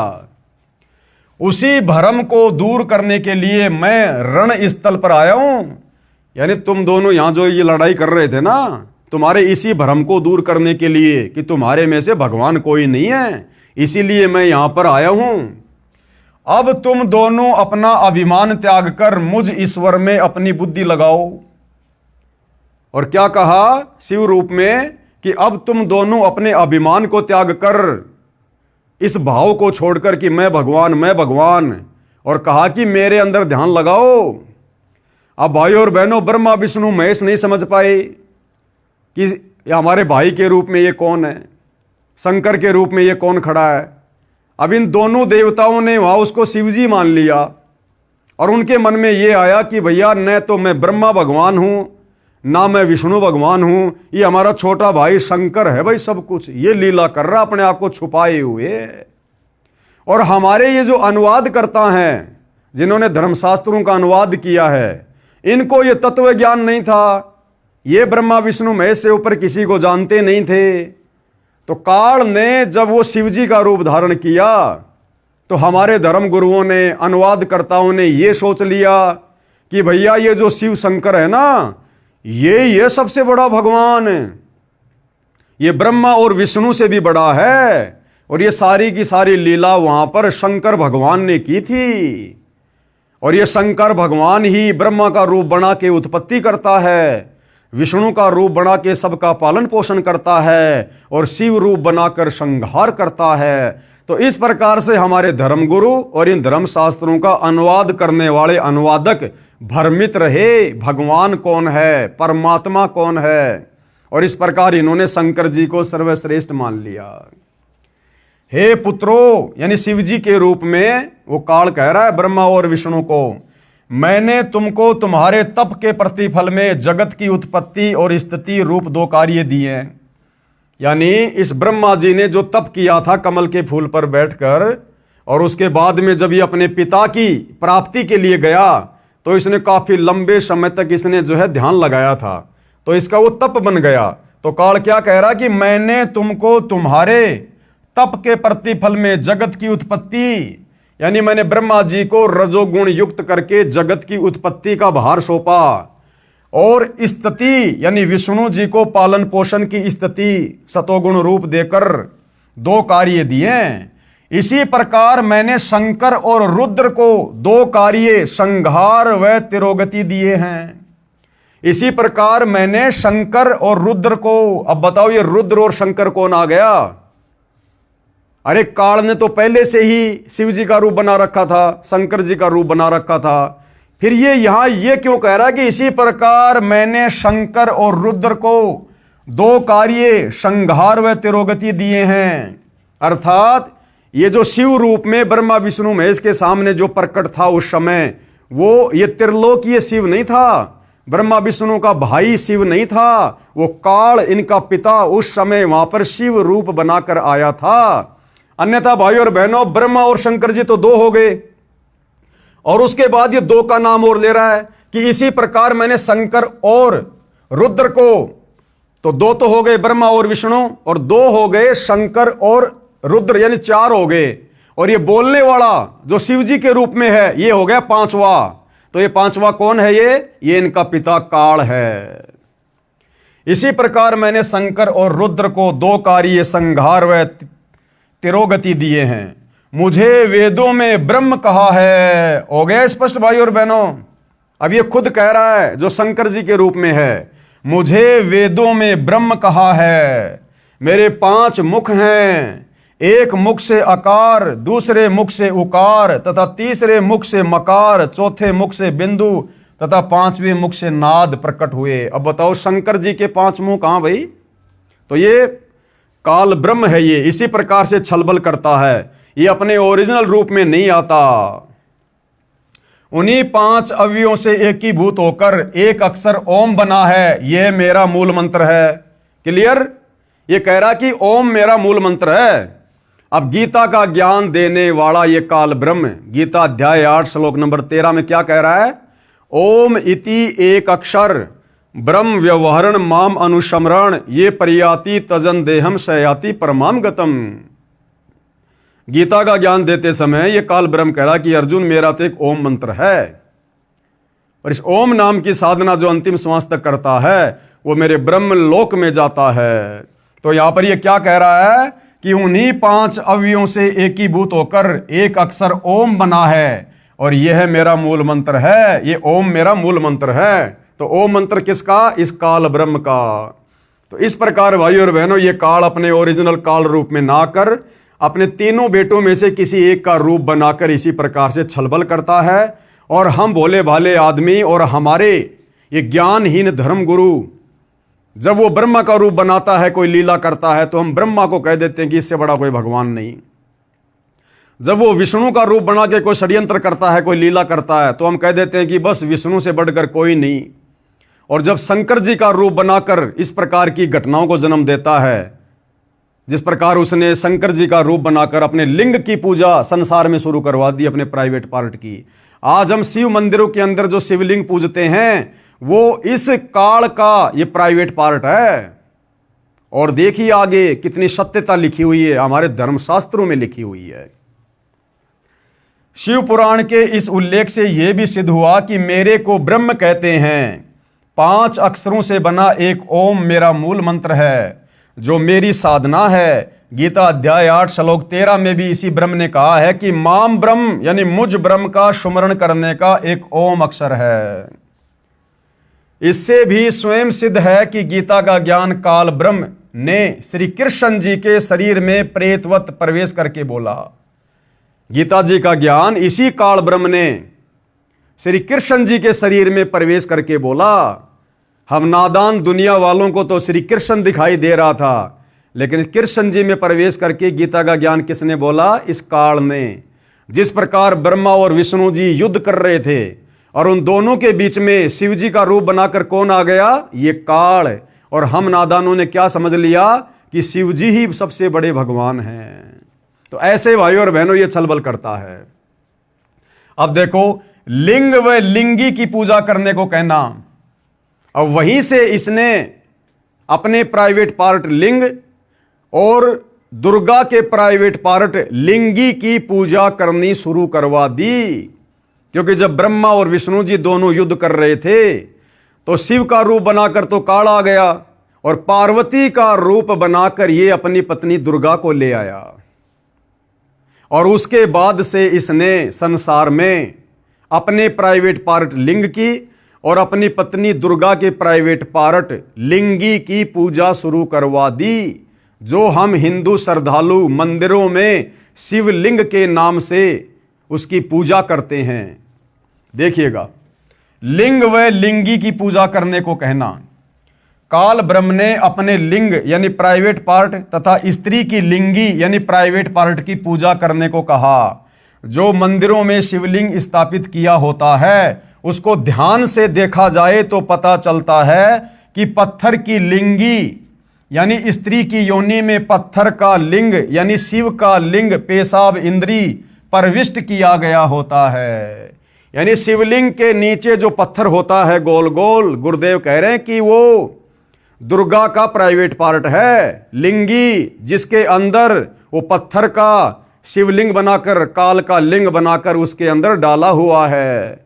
तो जो फोटो हम देखते हैं मंदिरों में या शिवलिंग की जो फोटो देखते हैं, तो ऊपर तो ये काल का जो प्राइवेट पार्ट है जिसको शिवलिंग कहते हैं वो है, और शिवलिंग जिस उस पत्थर की टुकड़ी के ऊपर रखा होता है जिसके वो अंदर होता है वो इस दुर्गा का प्राइवेट पार्ट है, लिंगी है, जिसकी पूजा इसने संसार में शुरू करवा दी हमें मुक्ति के मार्ग से रोकने के लिए, हमें यहीं पर जन्मने और मरने के लिए। क्योंकि ये जो शिवलिंग की साधना है ये वेद विरुद्ध है, शास्त्रों के विरुद्ध है, और शास्त्र विरुद्ध साधना करके जो मनमाना आचरण करता है वो कभी न सिद्धि को प्राप्त होता है, न गति को प्राप्त होता है, न उसकी मुक्ति होती है। ये गीता अध्याय 16 श्लोक नंबर 23 का सारांश है।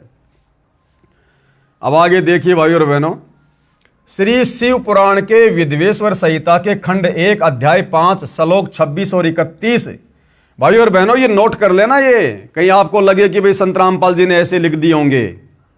हमारे हिंदू धर्म शास्त्रों में जहां जहां जो बातें लिखी हुई हैं, आप लोगों की सुविधा के लिए कौन सा अध्याय है, कौन सा पेज है, कौन सा खंड है, सब कुछ बताया जा रहा है। और अभी तो आपको मौखिक बताया जा रहा है, उसके बाद एक एक शब्द जो सतगुरु रामपाल जी ने यहां बताया, ऐसा का ऐसा हमारे धर्मशास्त्र में लिखा हुआ है, जिसको हम सिरोधार्य मानते हैं। श्री शिव पुराण के विद्वेश्वर संहिता के खंड 1 अध्याय 5 श्लोक 26 से 31 तथा अध्याय 9 श्लोक 40 से 46 में प्रमाण है।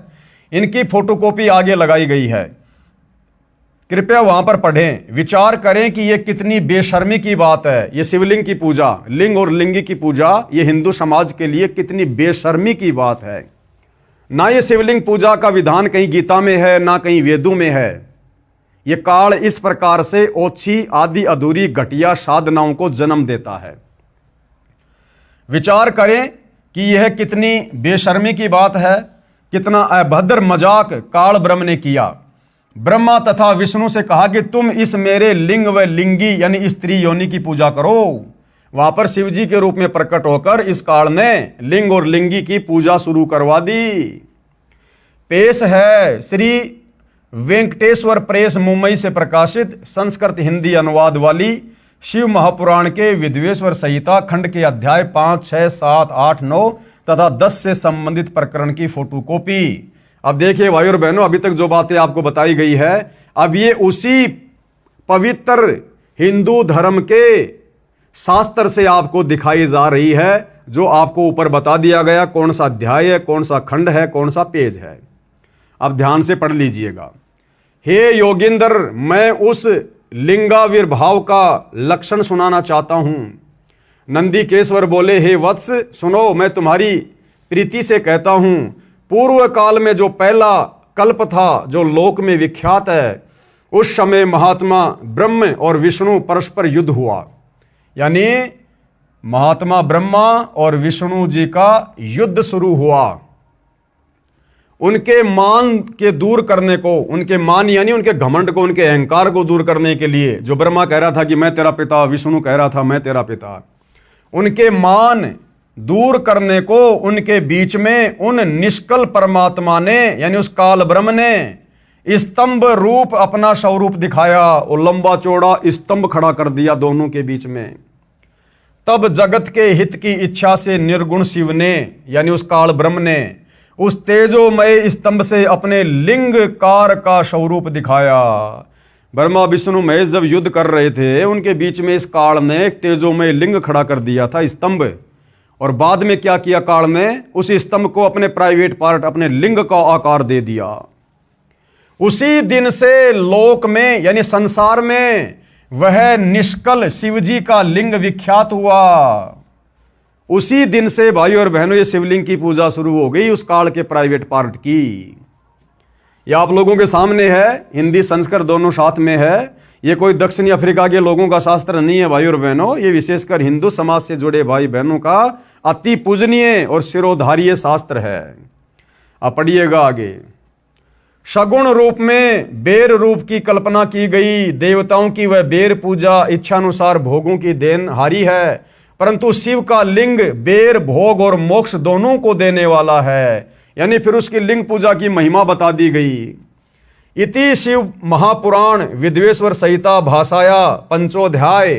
नंदीकेश्वर बोले, हे योगिंदर, आगे एक समय विष्णु भगवान शेष सैया अपने गरुड़ आदि पार्षदों युक्त लक्ष्मी सहित शयन कर रहे थे। यानी आगे बता रहे हैं कि एक समय भगवान विष्णु लक्ष्मी और अपने नौकरों के साथ में शेष सैया पर विराजमान थे, आनंद ले रहे थे, विश्राम कर रहे थे।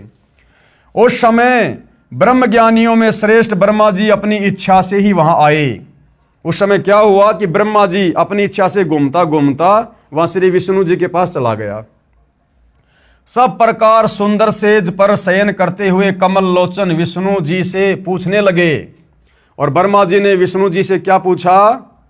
ब्रह्मा जी ने विष्णु जी से पूछा कि तुम कौन हो जो मुझे देखकर अभिमानी पुरुष के समान शयन करते हो। यानी भाई और बहनों, जब ब्रह्मा जी वहां गए विष्णु जी के पास में, तो विष्णु जी ने ब्रह्मा जी का आदर सत्कार नहीं किया, ये भी नहीं पूछा कि आओ ब्रह्मा जी, बैठो ब्रह्मा जी, उल्टा मुंह फेर लिया ब्रह्मा जी को देखकर। तो ब्रह्मा जी ने क्या कहा, तुम कौन हो जो मुझे देखकर अभिमानी पुरुष शयन करते हो, हे वत्स। ब्रह्मा जी बोले विष्णु को, हे बेटा उठो, देखो मैं तुम्हारा स्वामी आया हूं, यानी मैं तेरा भगवान आया हूं, मैं तेरा बाप आया हूं। और आए हुए गुरु को देखकर जो अभिमान करता है, उस द्रोही मूड का प्रायश्चित होना निश्चित है। और इस प्रकार से जो आदर सम्मान नहीं करता है तो उसका घमंड तोड़ना जरूरी हो जाता है। यह सुनकर विष्णु जी के अंतर में तो क्रोध हुआ। अब ये बातें सुनकर ब्रह्मा जी के मुंह से अब विष्णु जी के अंदर तो आया गुस्सा, लेकिन बाहर से बिल्कुल शांत बने रहे। यह सुनकर विष्णु जी के अंतर में तो क्रोध हुआ, परंतु बाहर से शांत रहे और बोले, हे वत्स। अब विष्णु जी प्यार से क्या बोले ब्रह्मा को, हे बेटा तुम्हारा मंगल हो, बैठो इस आसन पर विराजो। कि अगर तेरे को बैठने की ज्यादा चाहत है ना तो बैठ जा भाई तू इस आसन पे। इस समय तुम्हारा नेत्र कुटिल और तुम्हारा मुख वक्र क्यों हो रहा है, कि तेरी आंखें और तेरा मुंह टेढ़ा मेढ़ा क्यों हो रहा है, विष्णु ने पूछा ब्रह्मा जी से। ब्रह्मा जी बोले, हे वत्स विष्णु, हे बेटा विष्णु, तुमको समय के प्रभाव से अभिमान है कि तेरे को घमंड हो गया है। हे पुत्र, ब्रह्मा जी कह रहे हैं विष्णु को, हे पुत्र मैं तुम्हारा रक्षक और जगत का पितामह हूं। विष्णु जी बोले, ये तो सब जगत मुझ में स्थित है, तुम चोर के समान किस प्रकार अपना कह रहे हो। अब विष्णु जी कह रहा, भैया ये संसार तो मेरा है, तुम चोरों की तरह क्यों इसको अपना कह रहे हो। यानी ये हमारे भगवान है भाई और बहनों, हमारे परमात्मा हैं ब्रह्मा विष्णु जी, जिनको दुनिया पूज रही है। अब हमें क्या शिक्षा मिलेगी इन भगवानों से। अरे दो भैंसे जैसे आपस में लड़ते हैं ना, कोई भैंसा दूसरे भैंसे की जमीन में चला जाता, उसके क्षेत्र में चला जाता, तो दूसरा भैंसा कैसे लड़ता है, झगड़ता है, मारने को दौड़ता है। ये हमारे भगवानों के लक्षण हैं, श्री ब्रह्मा जी श्री विष्णु जी को। तो सोचो हम क्या शिक्षा लेंगे इनसे। तुम मेरी नाभि कमल से उत्पन्न हुए हो, तुम मेरे नाभि कमल से उत्पन्न हुए हो। बीच में भाई और बहनों ये संस्कृत है।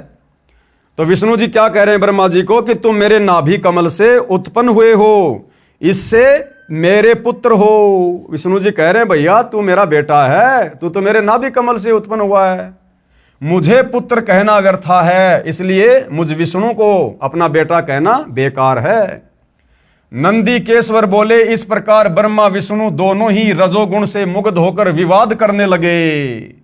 वो दोनों देवता आपस में गुट्टम गुट्टा लड़ाई झगड़ा करने लग गए। ब्रह्मा जी और विष्णु जी हमारे भगवान, हिंदू समाज के भगवान। मैं श्रेष्ठ हूं, मैं स्वामी हूं, ऐसा कहकर एक दूसरे को मारने की इच्छा से युद्ध करने में उत्सुक हुए।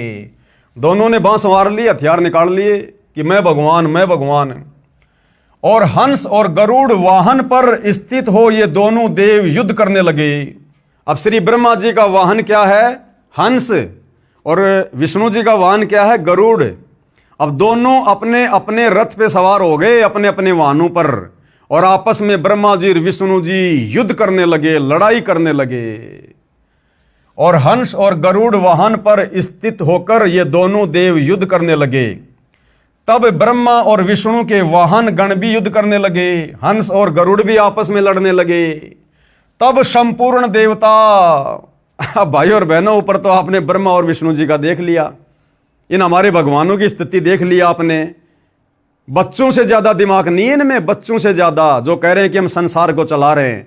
अरे संसार को चलाने वाले अगर ऐसे बच्चों की तरह लड़ेंगे, मरेंगे, तो संसार का क्या होगा।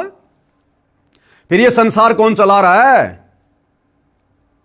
और आगे देखना, हमारे देवी देवता जिनकी हम पूजा पाठ करते हैं, दोनों भाई आपस में लड़ रहे हैं, और हमारे देवी देवता ऊपर से उनके ऊपर फूल बरसा रहे हैं। वाह जी वाह, बड़ा अद्भुत युद्ध हो रहा है, ऐसा युद्ध हमने पहले कभी देखा ही नहीं। हमारे देवी देवता उन पर फूल बरसा रहे कि लड़ो, मरो, कटो। अरे जबकि दो व्यक्ति आपस में युद्ध करते हैं, लड़ाई झगड़ा करते हैं, तो अन्य लोगों का फर्ज बनता है कि उनकी लड़ाई को रुकवाओ। हमारे देवी देवताओं का फर्ज तो यह बनता था, उनके आगे जाके हाथ जोड़ के खड़े होते कि हे देवो, हम तो आपको सर्वश्रेष्ठ मानते हैं और आप देव होकर आपस में लड़ रहे हो, झगड़ रहे हो, फिर हमारे जैसे छोटे मोटे देवताओं का क्या होगा? हमारी तरफ भी देखो। तो देवताओं ने तो बीच बचाव करना चाहिए था, लेकिन हमारे देवता जलती हुई आग में घी डाल रहे हैं, ऊपर से फूल बरसा रहे हैं। ब्रह्मा और विष्णु के वाहन गण भी युद्ध करने लगे। तब संपूर्ण देवता, सारे के सारे देवता, ये 33 करोड़ विमानों में बैठकर उस महा अद्भुत युद्ध देखने को चले आए। यानी अपना मनोरंजन करने के लिए आ गए देवी देवता, और आकाश में उनके ऊपर फूल बरसाने लगे। बताओ, वो लड़ रहे हैं और वो लड़ते हुए के ऊपर फूल बरसा रहे हैं। तब विष्णु जी ने गुस्से में आकर ब्रह्मा जी की छाती में लात मार दी, घुसा मार दिया। ये हैं हमारे प्रधान देवता। अब आगे क्या कहा जा रहा है? हे कुमार, इस प्रकार मधुर वाणी से पार्वती पति शंकर ने उन सब देवताओं को संतुष्ट किया। तब शिव ने अपने 100 गणों को उस समर स्थल में जाने की आज्ञा दी जहां ब्रह्मा और विष्णु थे। तब शंकर के पयान समय में अनेक प्रकार के बाजे बजने लगे। अनेक प्रकार के वाहनों पर ये विधिवत भूषण पहरे गणेश्वर चलने को उद्यत हुए। प्रणव के समान आकाश से सर्वत्र व्याप्त पंचमंडल से मंडित भद्र रथ में अंबिका पति गिरीश चढ़े। पुत्र तथा गण भी संग हुए। उस समय इंद्रादि देवता उनके पीछे चलने लगे। सुंदर ध्वजा व्यजन चमर पुष्प वर्षा संगीत नृत्य बाजों से सम्मानित हो शिवजी पार्वती सहित ब्रह्मा विष्णु के निकट समर भूमि में सेना सहित गए। अब वहां पर भाई और बहनों, इन दोनों के छोटे भाई शंकर जी भी पहुंच गए अपने सहपरिवार उस युद्ध को देखने के लिए। बताओ, युद्ध कोई देखने की चीज है, कोई मनोरंजन की चीज है। और जाकर मेघों के मध्य में छिपकर, यानी बादलों के बीच में छुपकर वो लड़ाई देखने लगे। उनका निरंतर होने वाला युद्ध देखा। उस समय बाजों की ध्वनि नहीं होती थी और बड़ा गणों का भी शब्द शांत हो गया। उस समय ब्रह्मा और विष्णु परस्पर एक दूसरे को मारने की इच्छा से माहेश्वर और पाशुपताशरे तथा अस्त्रों की ज्वाला मानो त्रिलोकी भस्म करने लगे। तब शिवजी ने वह अकाल प्रलय देखकर महाअग्नि के समान, महाभयंकर आकृति के समान उन दोनों के बीच में वह निर्गुण ब्रह्म स्थिर हुए। फिर से भाई और बहनों, वहां पर इस काल बलि को आना पड़ा। इस काल बलि ने फिर से वहां पर अपना एक तेजोमय रूप प्रकट कर दिया। वहां पर अग्नि के समान भयंकर ज्वाला उठाता हुआ एक रूप उसने, स्तंभ उसने वहां पर प्रकट कर दिया कि ये नादान फिर से मरेंगे, फिर से लड़ेंगे। ये इस संसार की सृष्टि स्थिति को कौन चलाएगा? मेरे भोजन को कौन तैयार करेगा? तो इस काल बलि को, इस ब्रह्म को फिर से आना पड़ा वहां पर। और क्या कह रहे हैं? महाअग्नि के समान, स्तंभ के समान, महाभयंकर आकृति के समान उन दोनों के बीच में वह निर्गुण ब्रह्म स्थिर हुए। वह लोक क्षय करने में समर्थ अस्त्र उस महाअग्नि के प्रकट होते ही क्षण मात्र में निपतित हो गया। यानी ब्रह्मा विष्णु महेश के वो अस्त्र शस्त्र फैल हो गए जब काल ने वो अग्नि के समान अपना रूप वहां पर जब वो प्रकट किया। यह अस्त्र शांत होने का अद्भुत चित्र देख, ये अद्भुत आकार क्या है? अब श्री ब्रह्मा जी और विष्णु ने देखा कि ये क्या आ गई भला, इसके आते तो हमारे अस्त्र शस्त्र फैल हो गए। दोनों उसको देखने लगे। ऐसा ब्रह्मा और विष्णु परस्पर कहने लगे, यह इंद्रिय अगोचर स्तंभ अग्नि रूपशा क्या उठा है? हम दोनों को इसका ऊपर और नीचे का भाग देखना चाहिए कि यह कहां से आया हुआ है। इस प्रकार कहकर दोनों वीर मानी परस्पर मिलकर उसकी परीक्षा करने को बहुत शीघ्रता से गए।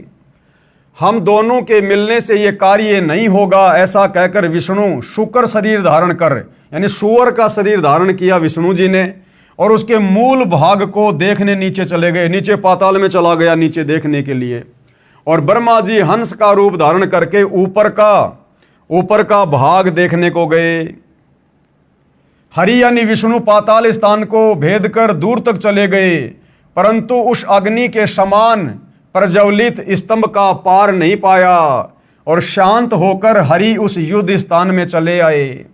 और ब्रह्मा जी आकाश मार्ग में चले गए। उन्होंने वहां केतकी का किंचित होना अद्भुत पुष्प देखा। यद्यपि वो बहुत वर्षों से टूटा था, परंतु उसमें बड़ी सुगंध थी और मलिन न था। ब्रह्मा और विष्णु के कृत्यों को देखकर भगवान परमेश्वर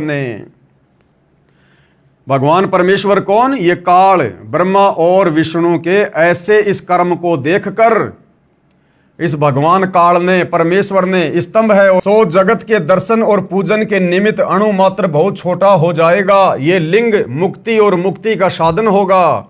इसके दर्शन, स्पर्शन और ध्यान से ही प्राणियों के जन्म मरण छूट जाएंगे। यानी फिर से उसने वो लिंग पूजा शुरू कर दी जो अग्नि पर्वत के समान प्रादुर्भूत है। सो यह अरुणाचल नाम से जगत में विख्यात होगा। ये बड़ा भरी तीर्थ होगा। यहाँ प्राणियों के निवास करने या तनु त्यागने से मुक्ति हो जाएगी। यानी जो यहाँ पर आकर शरीर त्यागेगा उसकी मुक्ति हो जाएगी।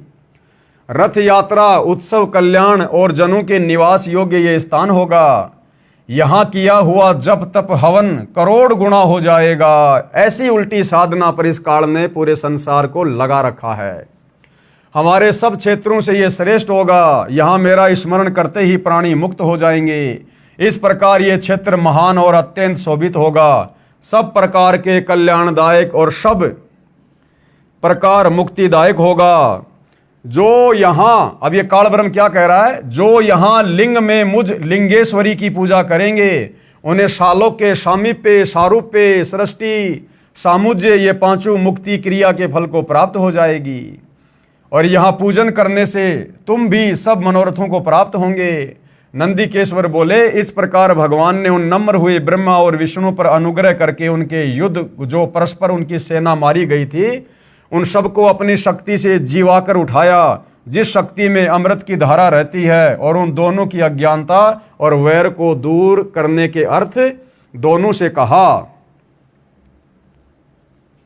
मेरे सकल और निष्कल भेद दो रूप हैं, परंतु और ईश्वर नहीं, इस कारण उनके दो रूप नहीं हो सकते।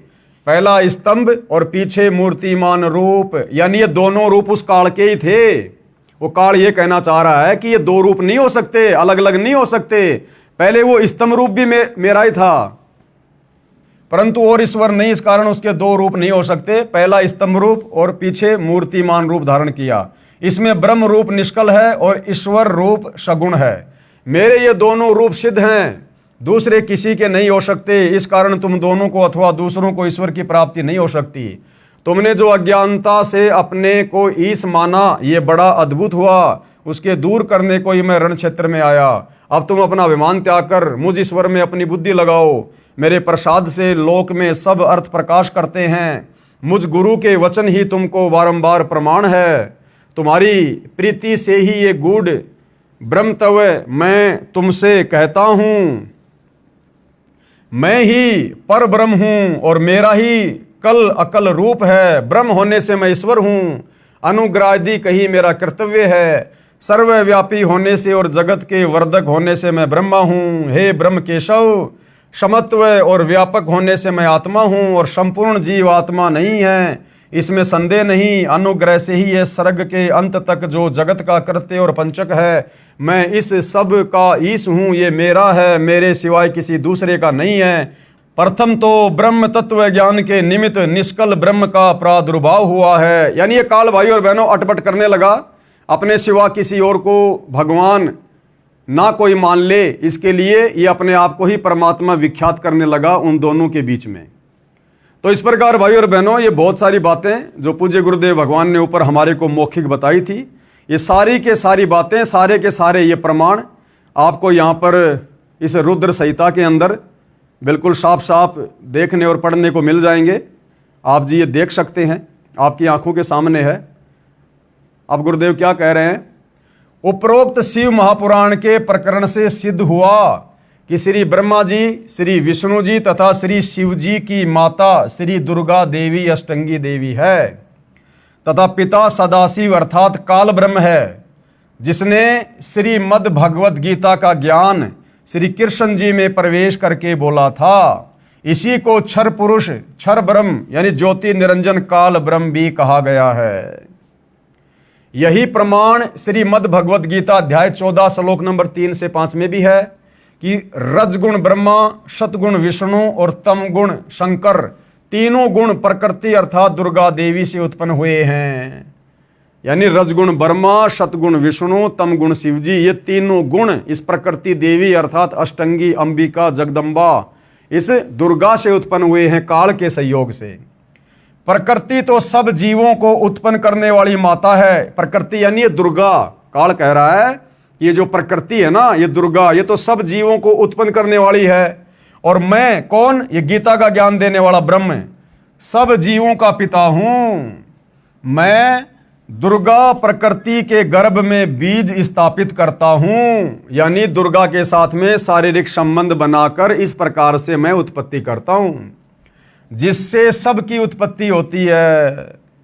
ये तीनों गुण कौन से? रजगुण ब्रह्मा, सतगुण विष्णु, तम गुण शिव जी ही जीवात्मा को शरीर में बांधते हैं। यानी सब जीवों को काल के जाल में फंसाकर रखने वाले ये तीनों देवता हैं, तीन गुण हैं ये। इसीलिए इस काल ने गीता अध्याय 7 श्लोक नंबर 12 से 15 में इन तीनों गुणों के द्वारा जिनकी बुद्धि हरी जा चुकी है उनको 4 गालियां दी है।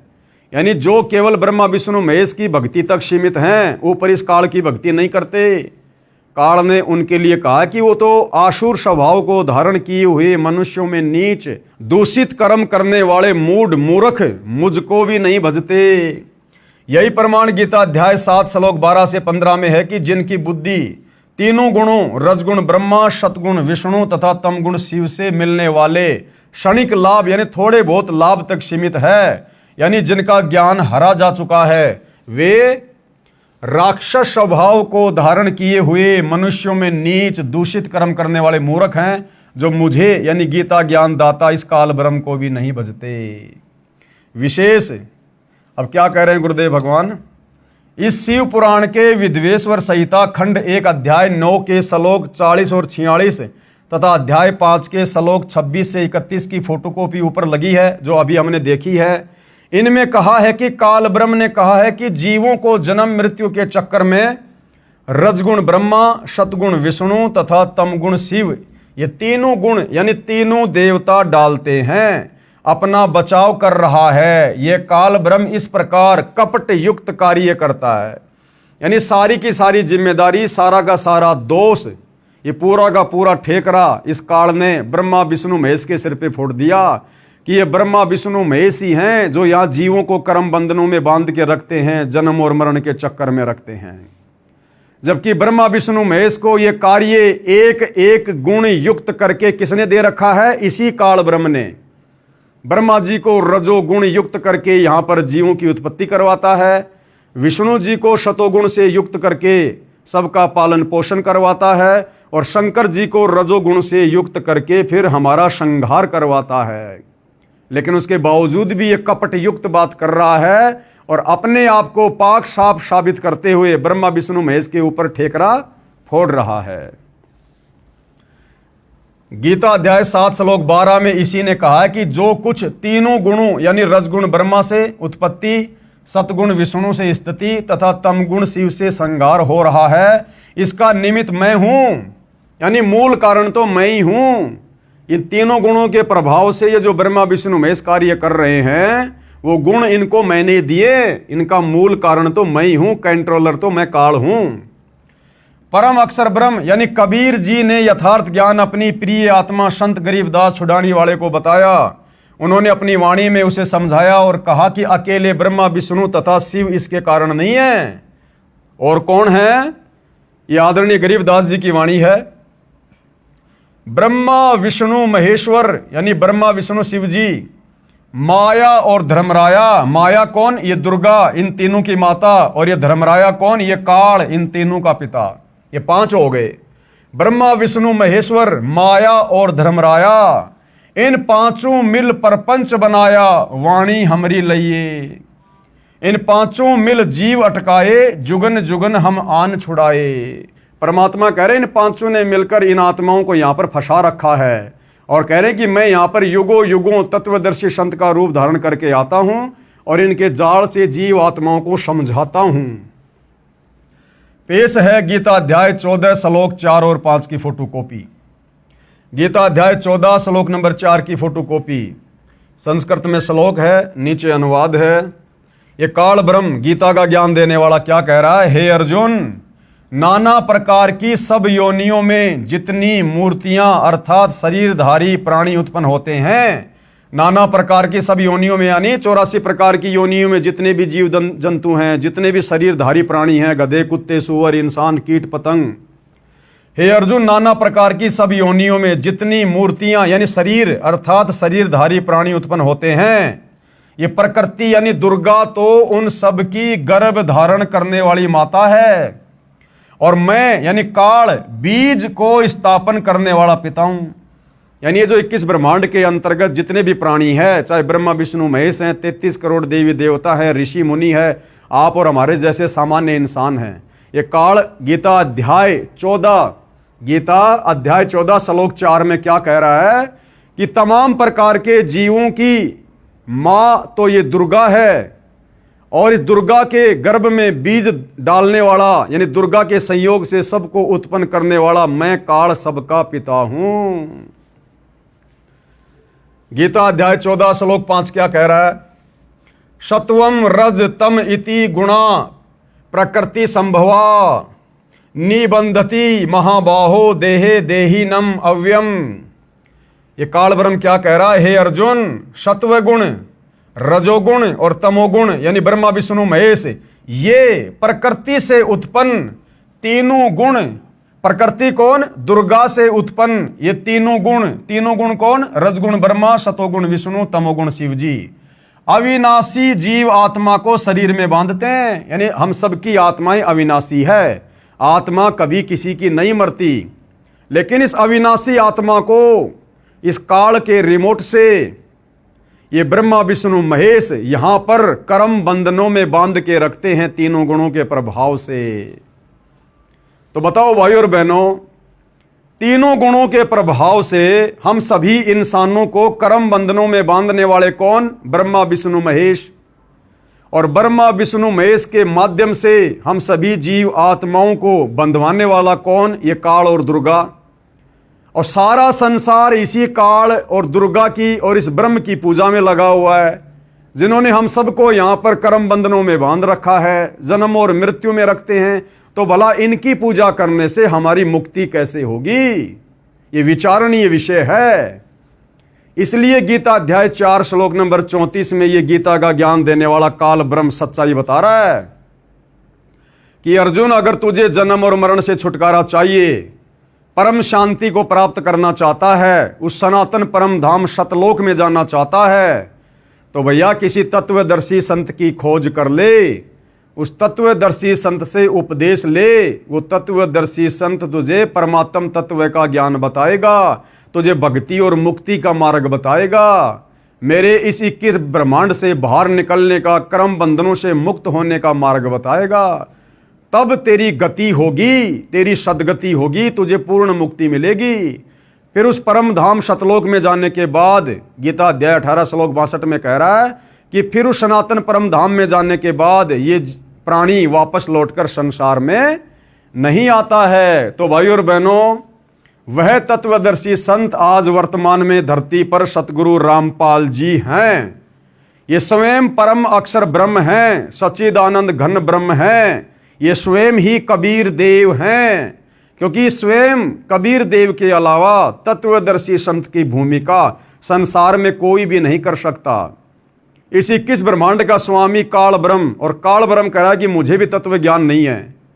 तो बताओ फिर तत्वदर्शी संत को कैसे हो जाएगा, यदि तत्वदर्शी संत भी आप और हमारी तरह एक सामान्य इंसान होगा और काल के 21 ब्रह्मांड का निवासी होगा। इसलिए जो तत्वदर्शी संत है, जिसके विषय में गीता ज्ञानदाता अध्याय 4 श्लोक 34 में अर्जुन से कह रहा है, वह तत्वदर्शी संत स्वयं ही परम अक्षर ब्रह्म होता है, और वर्तमान में वह तत्वदर्शी संत सतगुरु रामपाल जी है। भाई और बहनों, जितना जल्दी हो सके इस शुभ अवसर का लाभ उठाओ, इस ज्ञान को अच्छे से समझकर अति शीघ्र सतगुरु रामपाल जी की शरण ग्रहण करो, अपनी मुक्ति का मार्ग प्रशस्त करो। आप ये ना सोचो कि मुझे कोई दिक्कत नहीं है, मेरा तो बढ़िया परिवार है, बढ़िया बिजनेस है, लंबी गाड़ी है, बड़ी कोठी है। बच्चे मेरे नौकरी लग रहे हैं, मैं बड़ा अधिकारी हूं, या मैं तो पेंशन आ गया हूं, हजारों लाखों रुपये मेरी पेंशन है। भाई और बहनों, जीवन केवल इतना ही नहीं है। अरे ये सुख कितने दिन का, 10, 20, 50 साल का। अगर आप कोई अधिकारी है, कोई मंत्री है, मान लो आपकी कल को पेंशन बन जाएगी, तो कब तक का सुख है ये? जब तक जियोगे तब तक तो पेंशन मिलेगी। और बुढ़ापे का कष्ट वो पेंशन दूर नहीं कर सकती। जब शरीर में कोई रोग हो जाएगा, भयंकर पीड़ा होगी, कैंसर होगा, वो पेंशन दूर नहीं कर पाएगी। अपने कर्मों का फल तो भोगना पड़ेगा। और ये शरीर छूटने के बाद फिर अगला जन्म मिल गया लक 84 में गधे कुत्ते सूअर का, क्योंकि विधान है जाना पड़ेगा। क्योंकि एक मनुष्य जन्म लक 84 योनियां भोगने के बाद मिलता है। तो ये मनुष्य जन्म यदि तुमने सत भक्ति करके सफल नहीं किया, तो अगला जन्म कहां? गधे कुत्ते सूअर का। अब बताओ फिर सूअर की योनि में तुम्हें कौन पेंशन देगा? कौन तुम्हारे बेटा बेटी बुढ़ापे में तुम्हारी सेवा करेंगे? कौन तुम्हें इज्जत देगा? तो अपने आगे का भविष्य देखो, अपने अगले जन्म देखो, अपनी ज्ञान वाली आंखों को थोड़ा आगे फैलाओ, थोड़ा आगे का देखो, सोचो। और आगे का देखा सोचा जाएगा तत्वदर्शी संत के सत्संग सुन के। अन्यथा ये काल सबकी आंखें बंद रखता है। इसने ब्रह्मा विष्णु महेश की आंखें बंद कर रखी है। अध्यात्म के मामले में आप और हमारी 2 कोटि के जीवों की कैसे खुलने देगा? तो भाइयों और बहनों, आज मौका है। परमात्मा स्वयं धरती पर तत्वदर्शी संत के रूप में प्रकट हैं। यदि इनकी भक्ति करके मुक्ति प्राप्त कर लेते हैं तो हमारा पीछा छूट जाएगा। अन्यथा फिर युगों युगों के लिए हम इसी प्रकार से कर्म बंधनों में बंध जाएंगे और ये हमारी दुर्गति काल इसी प्रकार से करता रहेगा। तो भाइयों और बहनों, आज के वीडियो में केवल इतना ही। कल परमेश्वर के आशीर्वाद से हम पवित्र पुस्तक हिंदू साहिबान नई सिमजी गीता वेद पुराण इसके 6ठे अध्याय में चलेंगे। और 6ठे अध्याय में फिर हम क्या देखेंगे? श्री ब्रह्मा, श्री विष्णु व शंकर जी ही 3 देवता है और ये ही 3 गुण हैं जो हमारे को, यानी इस अविनाशी आत्मा को शरीर में बांध के रखते हैं, काल का भोजन बना के रखते हैं। तो आज गुरुदेव के आशीर्वाद से केवल इतना ही। गुरुदेव हम सभी को आज्ञा दें, आशीर्वाद दें, हमारा मार्गदर्शन करें। बंदी छोड़ सतगुरु रामपाल जी भगवान की जय हो।